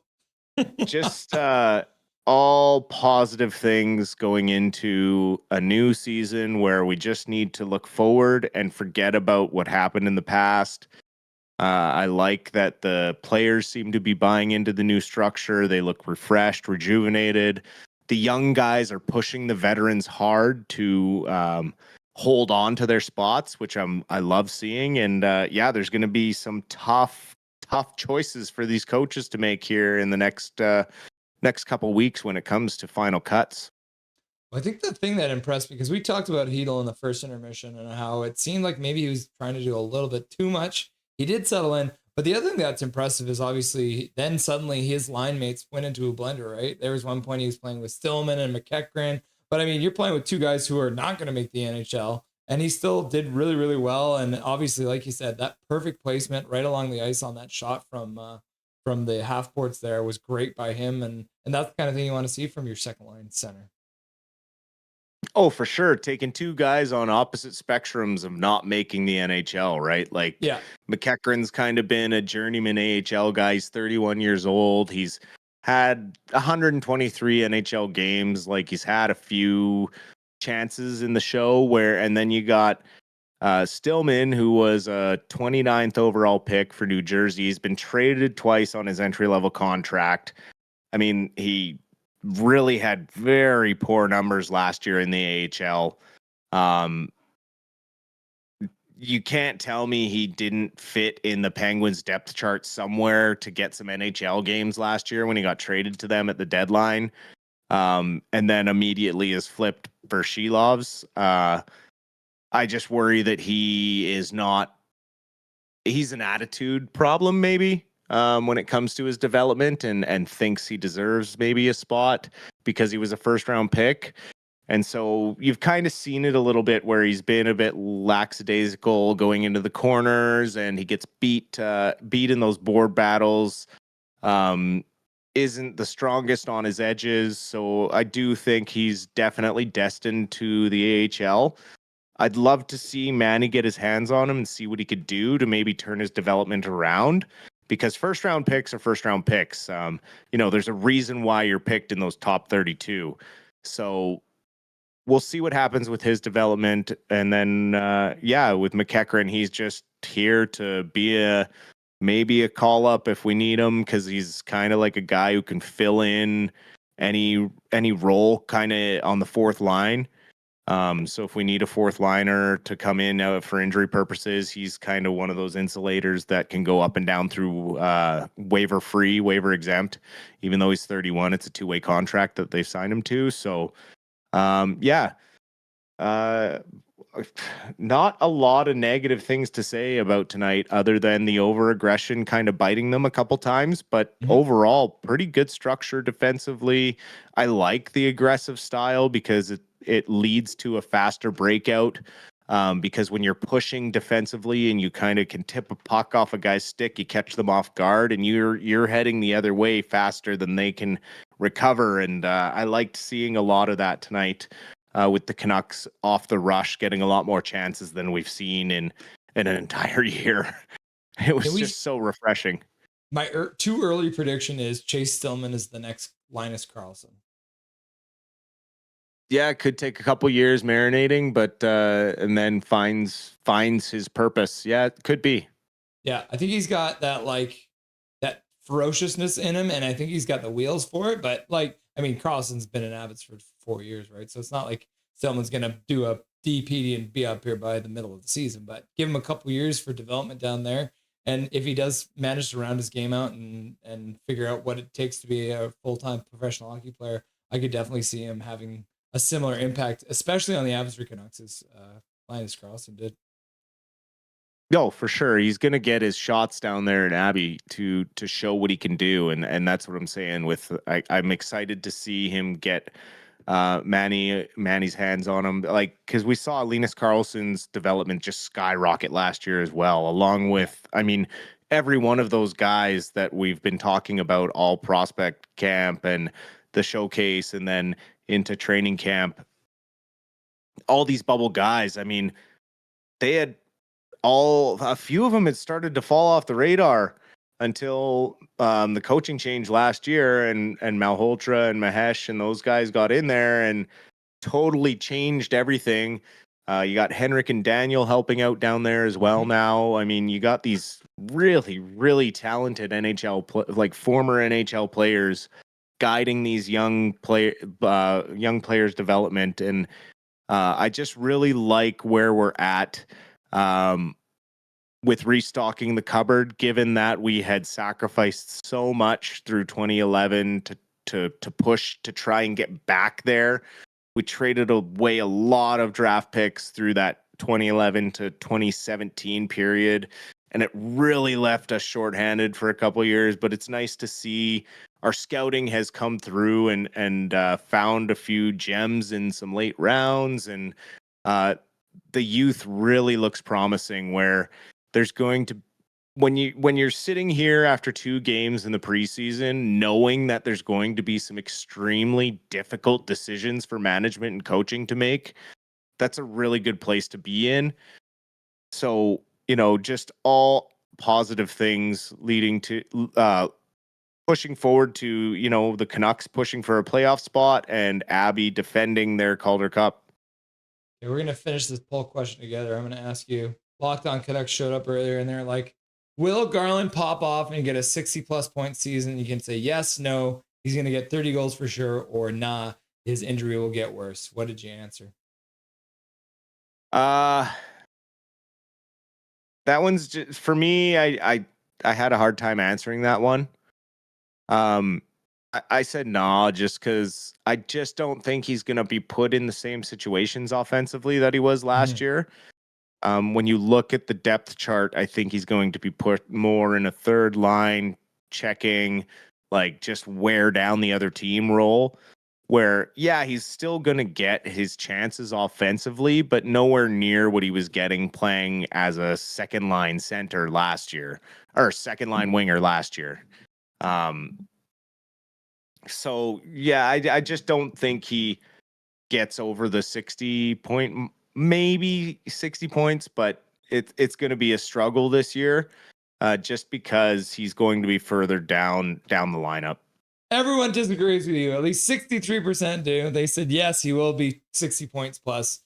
But now that you say that third line thing, because now I'm even picturing it. Maybe the Canucks' third line is going to be Ratu at center with Garland on one side and Evander Kane on the other, because that could be a very tenacious third line as well. And Ratu does have a body, but he doesn't necessarily have that dog in him. So having 2 guys on his wings that will go in and dig things out, that might be a good combo, because I feel like Ratu has more goals to give than we've seen so far from him. Exactly. And like, I'm not saying Garland's not going to get points. Like, he's still going to be offensively dangerous and capable of putting the puck in the net. I just don't think he's going to get the same number of chances that he was given last season. Last thing before we go, last comments on Thatcher Demko. He finished out the second period, got a little bit more action, and then we also had Tolopilo coming in for the third period. Tell me how you felt about the second period for Demko, and then what did you feel about when you saw Tolopilo in the third period, who didn't end up giving up a goal in that third period despite a couple of good chances? I think Demko looked very solid for his first game action in a while. Made a couple of pretty acrobatic saves, didn't really look slow at all, didn't labor, we didn't really see him leaning over on that knee, kind of checking it at all like we have seen in the past. Granted, he didn't really have a lot of work. I think he only faced 12 shots until he was removed from the game. So really not a tough night for him. The one that got by him was just kind of a unfortunate deflection and he didn't really have a chance on that one. And but other than that, really didn't give up any big rebounds. His puck control was really good. And I mean, he said he feels solid. He feels the best he's felt in years. And I mean, he's a Vezina caliber goalie. What can we say? Like, we just have to trust him. And I mean, he's going to back it up. He has in the past. If he says he's healthy, I trust him. If he says he feels the best he's felt in years, I'm expecting him to come out of the gates and just, be Demko of old. Yeah, so Tolopilo gets the third period. So he got half the game on against Seattle. He got the third period here. Do you think he gets a little bit more time in the preseason, or will they now be running with Lankinen and Demko for the rest of the preseason? I think what we'll probably see is Tolo get one period in Lankinen's first start, which will probably be the next game. Yep. And then after that, we'll probably see Demko 2 periods, Lankinen 1 period. And then the final game of the preseason, we'll probably see Demko play the whole game just for conditioning purposes. Can you imagine if they started Demko on Friday? I mean, if Demko wants it, right? Like that's the thing is like if he wants to start, who are they to deny him? If he thinks he needs the rep, he's gonna play, right? Like I think that's my problem. Somebody's got to stand up to him because Demko has proven that he doesn't know how to control his own workload. And I hope this recent 100%. injury spout that he's been through has taught him that he needs to dial things back a little bit. And I got no problem with him being one of the hardest working goalies, but Foot is still the head coach and still needs to put his foot down, and make sure that Demko doesn't get overworked because we've had Demko has 4 different coaches so far. Foot will be his 4th. And every single one's like, oh, Demko's playing really, really good. We're going to play him every damn night. And that's not what we want to see. So I'm hoping, you said, they start Lankinen on Friday. I hope so too. And realistically, I think that's what will happen. I think this coaching staff so far has shown they have a pretty good handle on how they're going to roll out their guys in the preseason. They have a pretty set way that they're going to do it. I think, I think Friday we'll see a pretty veteran-heavy lineup with Lankinen in goal. And then going forward, I think it'll be mixing in a couple of those young guys that are still on the bubble. But after tomorrow, it's pretty much the cuts are going to happen. And then it's pretty much they got the last couple games here. They got to get ready for the regular season. So you got to get the guys in there running the systems, running power plays and game situations and stuff like that. So, be interesting to see what happens in the next 48 hours before the next game. Over under on 8 players getting sent back to AHL or junior tomorrow. Oh, it's got to be over. They just got so many people still at camp. Like when you look at the list from the other day, the last day in Penticton, when they were still running Group B and C and they had a game going, like there's got to be some deeper cuts than the 7 junior guys they sent, or seven guys they dealt with the other day. This is a very long list of players. It's insane.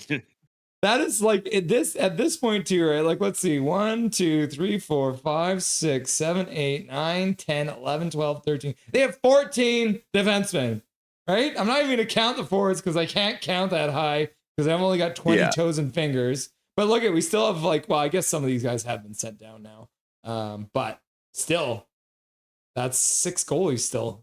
And they don't even have their 7th goalie up here right now. Yeah, no, I expect someone to be sent to Kalamazoo here in the next day, and a couple guys. I'm sure there will be a platoon of guys sent down to start working out with Abbotsford and getting ready for their training camp on October 1st, which starts next Wednesday. So I'm sure there will be some big hatchet jobs coming up in the next day or day and a half. Dustin, thank you very much for joining us for the Sideshow and the post-game show. Are you going to be around on Friday for a little Rusty and Dusty action? Oh, yeah. I'm sure I could carve a little time out for you, big guy. Anything That's you going want to to say be to episode 100. Yeah, That's will be. crazy. Yeah, you're right. Episode 100 coming up on Friday. Maybe we'll get to 2,000 subscribers during episode 100. It'd just be like a super special night. That could be. Anything you want to say to chat before I let you go? Oh, it's a pleasure as always. Happy to have everyone here. Thank you for your comments. Thank you for your questions. Look forward to the rest of the season with everybody. And look at that. They've updated the shot totals. The Canucks got 30 shots on goal in a game. Look at that. And it wasn't even our veterans. I can't wait to see what our boys are going to do when they're let off their leashes. 110 points from Petey incoming. There we go. I love to hear Calling it now. Put some money on it. Have a great night, everybody. We will talk to you next time. Dustin Boydell stopping by for the Rusty and Dusty post game. I love to see it. 1915 in the sub channel. That's great to see. Crazy numbers here we've been gaining.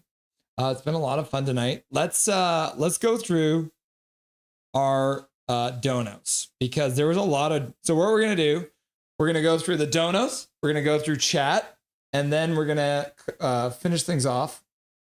So first thing I can do, because I did think I added this, YouTube donations. Okay, there's chat, and then I bring up this window, and then I go like this, and we go top chat. Nope, we're gonna go fan funding. Okay, oh my God. So let's see what we got here. So Dino, as I said, became a member even before the stream started. Then he showed up and dropped $13.99. Eric Hunter then drops 5 gifted membership. Robert George Hayes drops $6.99. Winton is here dreaming of his love, Willa.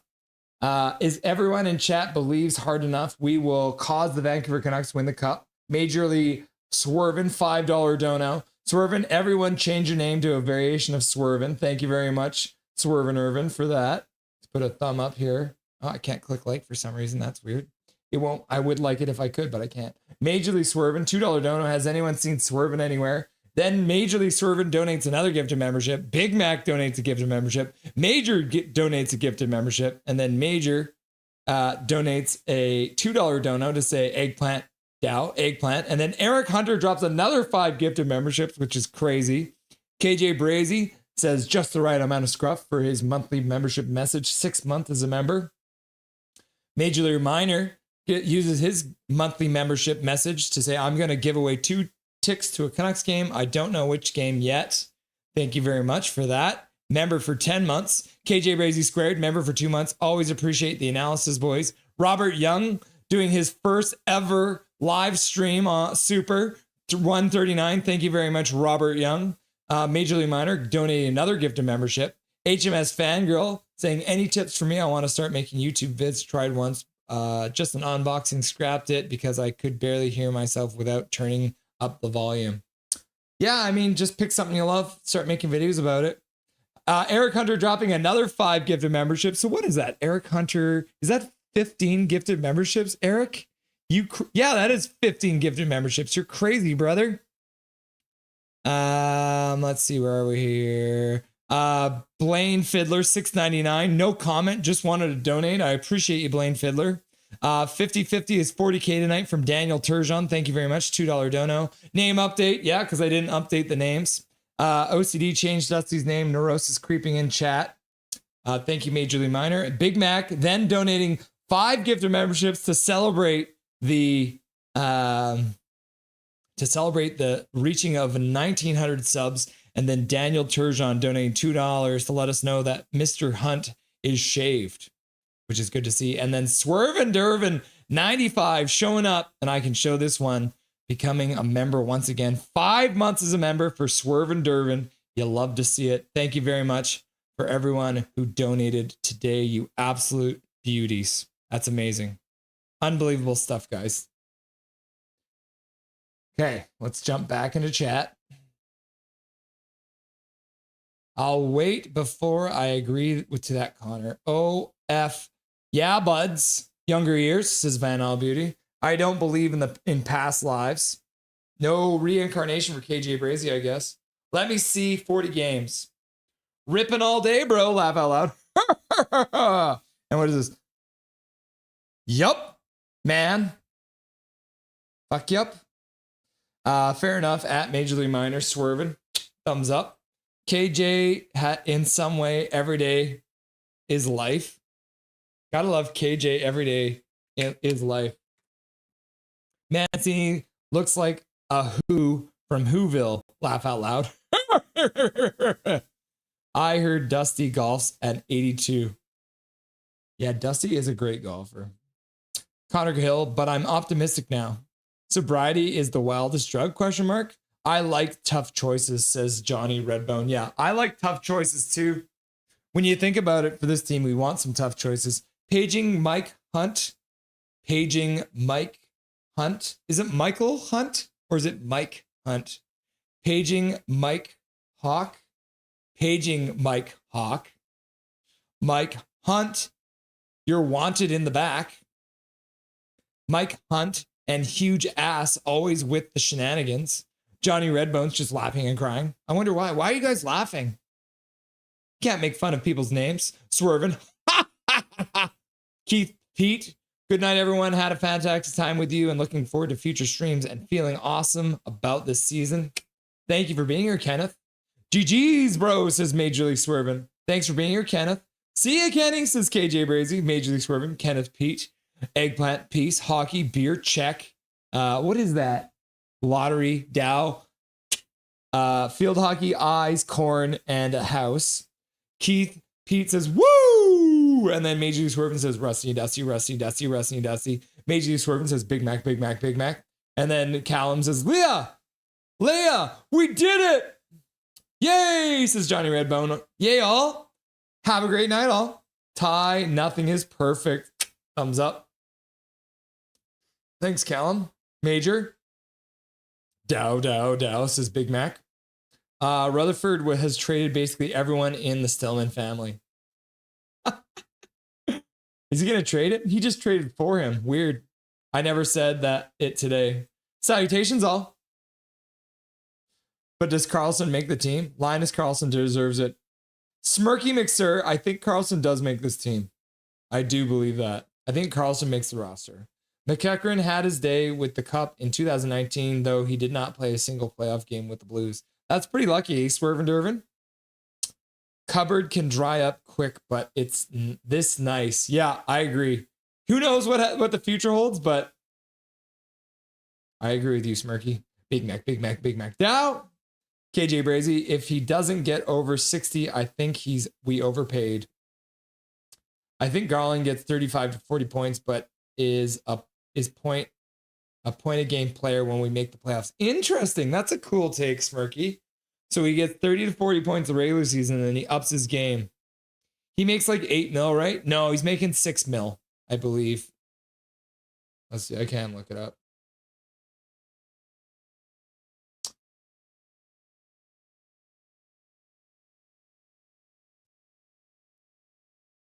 He's making 6. Oh, he's on the end of his 6-year contract. His next cap hit will be. Let me bring this up here so you guys can actually see it. Yeah, so he's making just under 5, and then his next cap hit will be 6 million starting next year. So this year he makes 5. Next year he makes 6. So, and then what did he sign for? Signed for 6 years? Yeah, 6 at 6 million. Get off my screen. Back to the bar. I said 30 goals. Big Mac, that's fair. I was thinking about 2. I say Garland does only because he's been talking about how he doesn't need to get points, but as long as they win, I think we will show out this year. Fair enough. Technically, everyone on the Canucks has a body. That is true. We're optimistic. 64%. Yep. I completely believe Garland gets at least 60 points this year, especially if he's on the second line with Hedel and Kane. Colin Whitehead. Did you hear my comment that maybe he plays with Atu Ratu and Kane? Would he still get 60 points at that point, Colin? Everybody must get a batch off this weekend. Just got my Oz, Calvin. Did you say you were in a drop in game or something earlier, Van Isle? How'd that go? KJ Brazy, victim of his own hubris, that Demko. Yeah. Is that what the thing he injured was, his hubris? Hoglander has the dreaded lower body injury. GG, guys, this is Major League Swerving. 1 in the 2 in the what? GG, good night, says Major League Swerving. Schnicker. Shocker. Night, Major. Lower body, still legs. Tor, I'm still shitting. Welcome back, Tor. Colin Whitehead. What happened to Hoglander? Lower body injury. That's all we know. Rusty and Dusty, Rusty and Dusty. W Rust, Dusty. I love these Rusty and Dusty. But you ain't got no legs, Lieutenant Dan. Night, Dusty, says Big Mac. Swerving awesome on the 5 months, bud. This season, the Canucks are the Brazilianaires, Callum says. Because they are going to shave their junk. Is that what it is? Wow, spam. Laugh out loud, JK. I didn't say I didn't believe future lives, Russ. Oh, so you believe you will be reincarnated, but you haven't been yet? Hoglander, Mancini, and a second for Zaka. Colin Whitehead's just trying to get Zaka. Sounds like needs some work, KJ. Haha. Love you, KJ, says Big Mac. I'd rather not trade Mancini, in my opinion, Connor. Colin. Neither would I, but if it gets us a 2C, then I would consider it. Dick Trickle! Night, Keith. Night, Kenneth.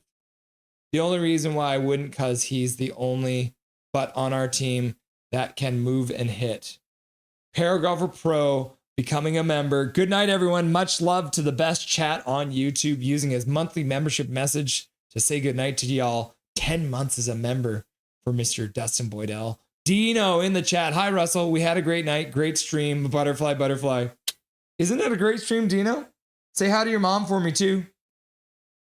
Colin Whitehead. I would rather be Hoglander, Bluger, and a protected first for Zaka, but I don't think Boston does that deal. Yeah. See you next time. Go Canucks, go. Yeah. See you next time, Dino.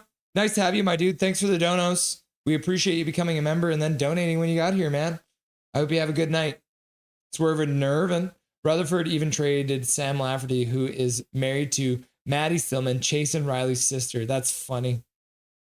I don't mind that deal.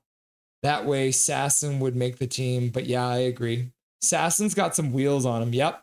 Hash dab time. Start your dab rigs. Oof, hash dab. Colin Whitehead. I like Zaka a lot. He's a big body center on a pretty decent deal as well for 2 years. The world is a vampire sent to drain. Why do you guys make me sing? I'll start my bong, laugh out loud. On Chelmac.